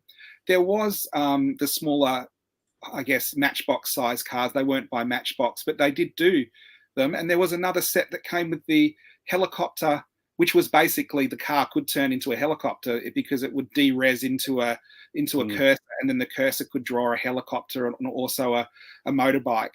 So there was a set of that too. Now, I had a look online worldwide. I could not find a single one of these for sale worldwide in any shops, on any eBay, anywhere. So they're quite rare items. I know once we saw a Automan and we put it on our eBay section, and I was like, oh, damn, I wish I'd seen that because I might have had a bid on it. But this stuff is very hard to get. I don't think we got any of it in Australia. I'd never seen any of it in person. Have you ever seen any of it, mate? No, definitely not. So, like Tom, I showed this earlier, but Thomas mentioned he's never even heard of it. A lot of people haven't. It was in the 80s. It only lasted, I don't even know how many, not even a season probably. Probably cost them a fortune to make it. But it was very clever. And as you said, it was right on the back of the whole Tron sort of like phenomenon. But yeah, it just wasn't to be. So it's one of those things where the gimmick is great, but maybe the stories weren't that much chop. I very vaguely remember it. But the car was very, very cool. And that was the most important thing. So yay, team. What do you reckon? Yeah, speaking of cool cars, we've probably got one of those shows coming up next that everyone will know. Yeah, absolutely. Yep. So we saw one version of something of it earlier. And of course, you got the old General Lee, which by today's standards has caused a bit of a furor amongst a few people. But here we go. Now, here's something quickly for Russell. A question for anyone, really. How many General Lees do you think they used on this show? So, with movie cars, they usually have one or two if one gets wrecked or to do different stunts. How many? We'll discuss it in a couple of slides' time. How many do you think they used on this show? And you are right, Moneybags. My other half is in the other room. She's watching Britain's Got Talent. And yeah, she's like waiting at the end of the corridor in another room, but she laughs out loudly. You can hear it everywhere. So there you go. All right. So Moneybags has said over 250. 250. Rusky Babes has said 48, and he is miles off target. Mark has got it right on the hammer. 300 of the damn things. So if you look at the stunts these cars are doing, and you look how high off the ground they are, can you imagine how much time the General Lee would have spent in the repair shop getting fixed? They must have gone through a couple of these an episode with what they were doing with the cars. Here you can see just the backlot during the production of the Dukes of Hazzard, how many General Lees that were there ready to go for when they wrote one off and needed a new one. And you can see they were trucking in General Lees, trucks full of them. And you can see down the bottom there on the left, behind the General Lees, there's all the police cars that get absolutely wrecked as well. And then in the center at the bottom, you can see the General Lee's graveyard where the cars that were too damaged to repair went to die. And so obviously you don't see it in the series because you only see the stunts coming off, the car flying through the air and then they cut to it landing. But you can see I've actually put like the Charger over the top of it. The landing actually would crumple the car. They landed upside down. There was many injuries and many damaged cars. So it must be the only series I can think of that has one hero car, but so many of them get completely destroyed episode to episode. It's kind of funny, isn't it? Because you think when they did the production, they must have thought, okay, well, it's going to cost a fortune to get all the vehicles, and some of them probably only lasted like one stunt, and they're gone, right? Gone. And it's like, okay, next, bring in the next one. It's almost like bringing in like lemmings, you know? It's like, okay, here's another one to go. Here's another one, and you go, well, financially, is it worth spending that much money making these things, regardless of how cheap they are? They still have to deck them out and put all the stickers on and all the rest of it. Can you imagine that you're the dude whose job it is to put the stickers on the damn things? I was at the 01, you go, oh my God, not another one. I'm sick of doing all these freaking stickers, mate. And then the car's gone, smashed, next.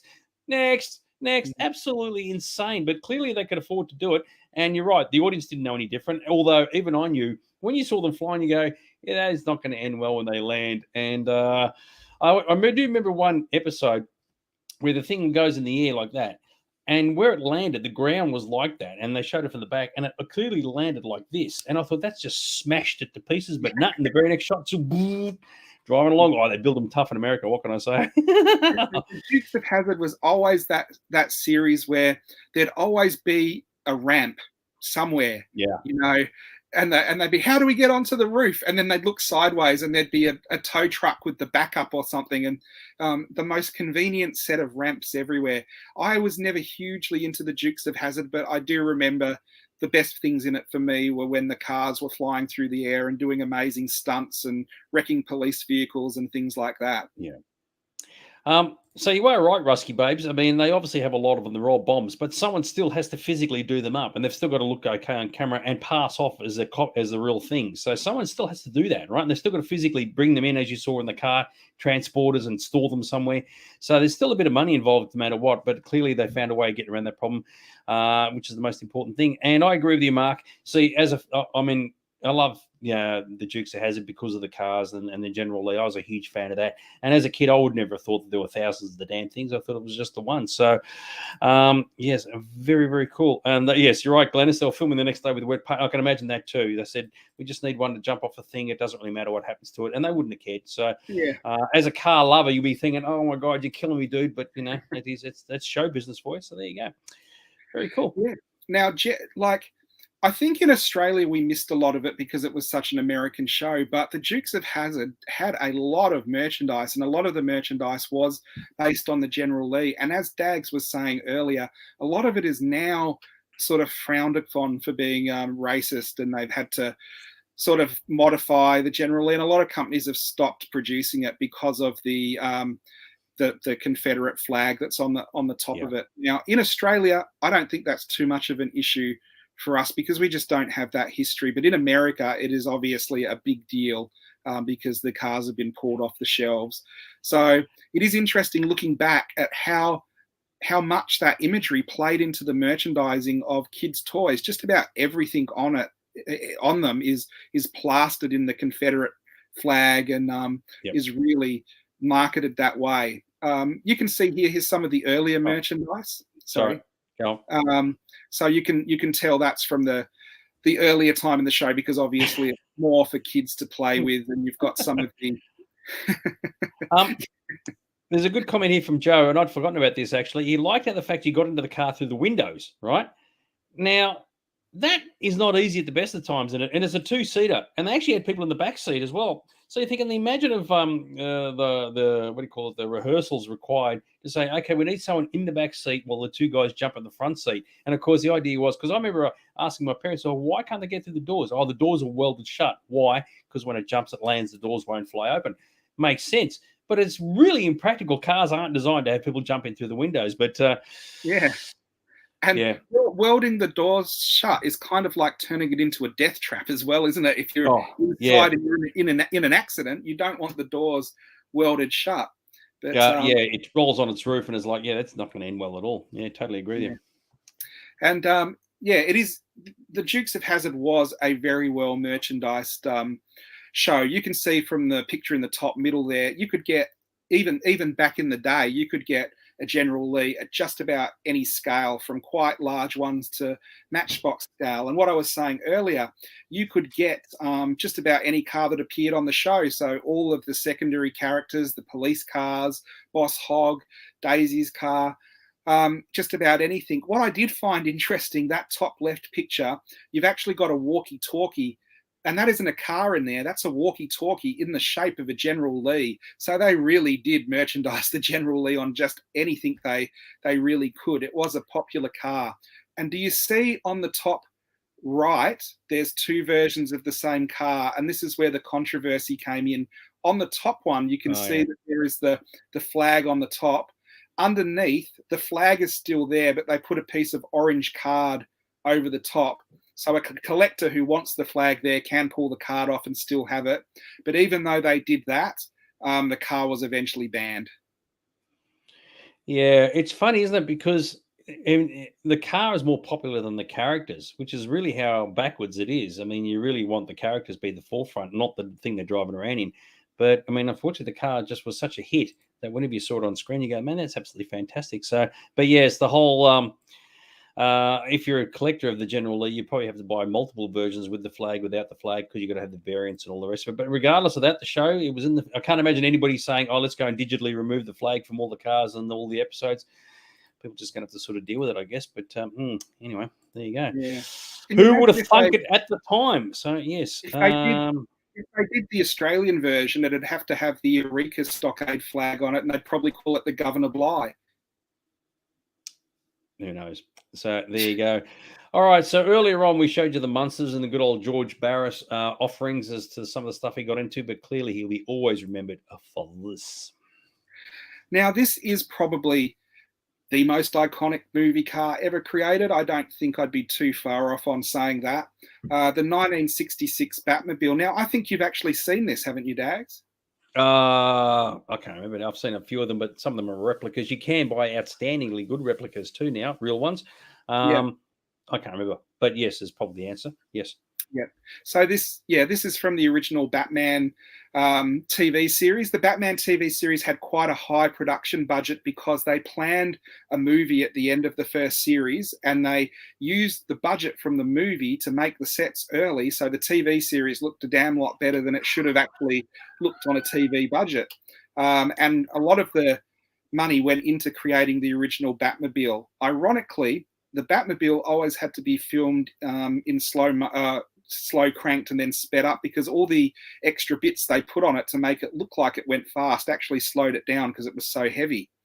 It is one of those cars that has been in production pretty much since the 60s. You've always been able to get a version of this. Interestingly or not, there was a lot of rights issues with the Batman TV show. The Batmobile was a different license, so that could be produced all the way through. There was not much 1966 Batman TV show merchandise until about 5 or 6 years ago, when they managed to work out all the license issues. I think every kid had a Batmobile growing up. Either they bought it because they wanted it, or a relative gave it to them for a birthday. I had the Matchbox one, and I had the Corgi one at one point as well. You were a 80s Batman person. Did you appreciate the 60s one as well? Oh yeah, absolutely. That's how I got into it. It's funny because, as mentioned earlier, I actually had the car with the boat in the box, and of course, as a kid, I played with that, as you do. And Russell mentioned earlier that that's actually worth quite a lot of money. But I did actually see an original Corgi Batmobile boxed in America in 1993. It was selling for $500 then. I was like, oh my god, I'm never going to get one of those. So that's one thing I don't have. A lot of people, including me, have loose ones. Right, and in various conditions, with the figures, without the figures, lots of scratches, without the scratches, but a boxed one, that is like, and I've said this before in many interviews, it is the holy grail, the one in the center right there, of all the Batman collectibles produced. You can get one of those. That's it. You've won the lottery effectively.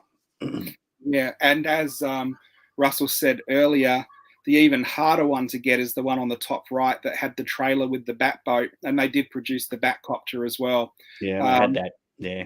Yeah, but it's a lovely car, and they brought it out in different versions all the way for like 30 or 40 years. This was in production. Kids would lose the missiles that shot out the back instantly. I don't think I've ever had an original one that had any of the original missiles with it. Also, the Batman and Robin went missing quite easily too.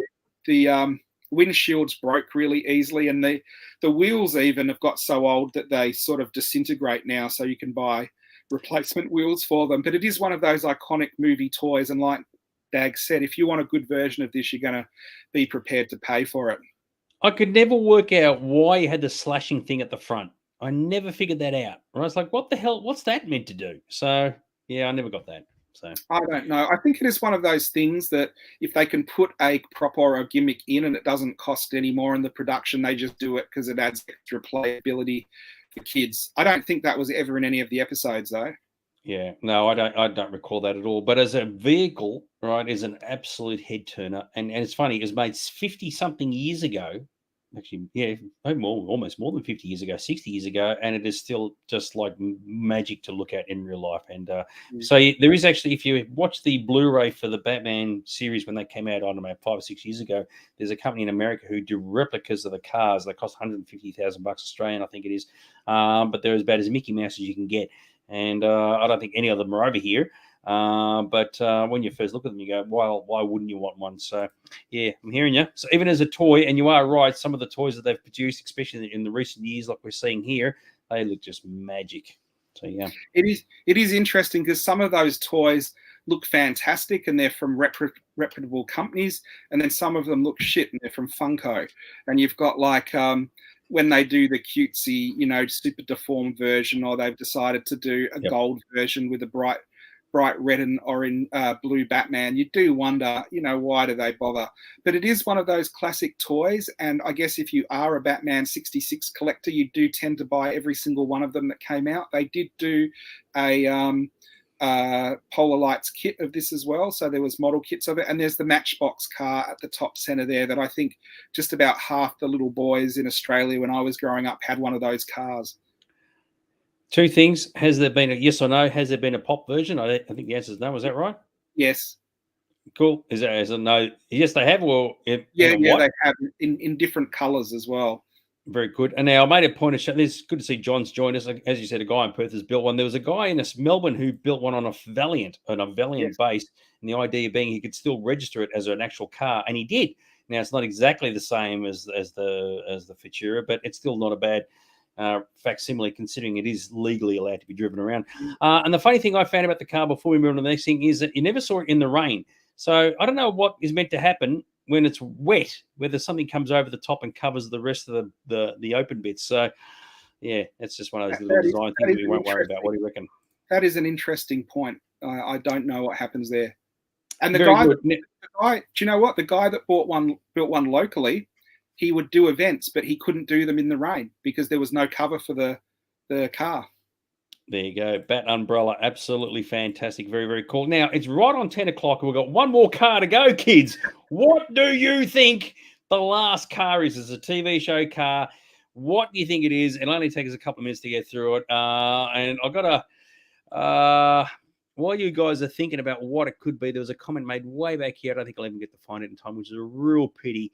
But it was an absolute ripper. I'm going to have to sort of dig through it. Anyway, so what do you reckon the last car is, everyone? It's got to be, of course, no, it's Kit. No, it's not Kit.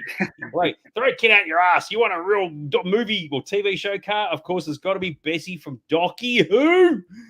So, yes, this is probably going to be a letdown for everyone that was waiting to see what it was actually going to be, the last car of the night. But being a fan, I had to do Bessie. I think Bessie is one of those underrated TV show cars that was in the show for many, many years and even has made a sort of guest appearance of on the more recent series. Now, this was actually a kit car that was built for the show.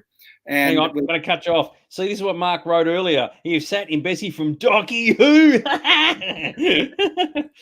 So I think Mark sat at the Daypole Museum when he went to England or Wales years back. I like it. So Moneybags is nicked off, but Greg has said yay, and William's all very, very happy. Yes, I agree, Joe. Bloody Docky Who again. It's killing me. I tell you what. Yes, exactly right. Yeah. So it is one of those cars that as a kid, it was kind of magical, like Chitty Chitty Bang Bang, because it did have almost a mind of its own. It was sort of a charming English car for the show, so it really suited the mood of Doctor Who. It was last regularly seen in the show in Robot, Tom Baker's first story, and it did come back a couple of times after that. And surprisingly, there haven't been that many items of merchandise based on Bessie. So Corgi, that kind of has done every car ever, of course, did a couple of versions of Bessie. Jethro might have the special edition DVD there because he collects the different DVD sets. And you've also got the different sets where they put with or without the Doctor and with or without different series of Daleks and Cybermen and that kind of thing. And they did different packaging where you could get the standard packaging, but you could also get the police box packaging, or the expensive one was the film tin that you opened and it had all the Doctor Who pieces inside. So I thought it was fitting, me being a Docky Who fan, that we would end up on Doctor Who tonight. The good news about it is it's gone now. We can't bring it back for following episodes. Awesome. It is done and dusted. Now, Gavin asked, was there only one Bessie? I'm assuming that would be the case. It would only be the one in the show was pretty much the same all the way through. It was a kit car that was produced around a different car. And I think they got the same one back. It had been repainted a couple of times and they had to paint it back to the yellow in the 80s when they used it again. I love it. Yes, it's got its own sequel, Shitty Shitty Bang Bang. Oh, that's a bit harsh. Oh, nothing. If anybody's going to violate Bessie, it's got to be the Violate. Absolutely fantastic. And Mark said, yes, you got to see the real Bessie at the Doctor Who exhibition, which was particularly groovy. As it turned out, yes, Aaron did actually have a couple of Bessies in the store, which is particularly groovy. What about the Who-mobile? Well, the Who-mobile was only in 2 episodes, basically. It's all merchandise, so I didn't put that one in, maybe for a future episode. And that's what we had to say as well. Dags and I were going to talk about our favourite movie cars, but it turned out there are just so many that we will come back to auto memorabilia and revisit it, because we thought it's a bit of fun and I think it's something everyone can relate to. So I hope you've enjoyed the show tonight, and that one of the cars that we showed or highlighted at least was one of your favourites. I like the fact that we've still got to put more Docky Who crap in the next episode of cars, because there's more cars to be shown. Oh, my God, where are you killing me? So there you go. All right, so that actually brings us to the end of the episode, as Aaron said, which is particularly groovy. A trip down memory lane in your favourite motor vehicular and the collectibles that came with it. Hopefully you learned something interesting tonight. I certainly did, which is particularly groovy. That's it for us. Any final words before we buzz off for this evening, Mr. Aaron? No, that was everything from me. Thanks for hanging around, guys. Good stuff. And may all of your car collectibles remain mint in box, unless it's a Batmobile that's been shrunk wrapped to the point where it's getting busted up. That's never a good thing. There you go. All right, guys, we'll leave you to it. Party hard, and we'll see you all next week. Good night, guys. See you.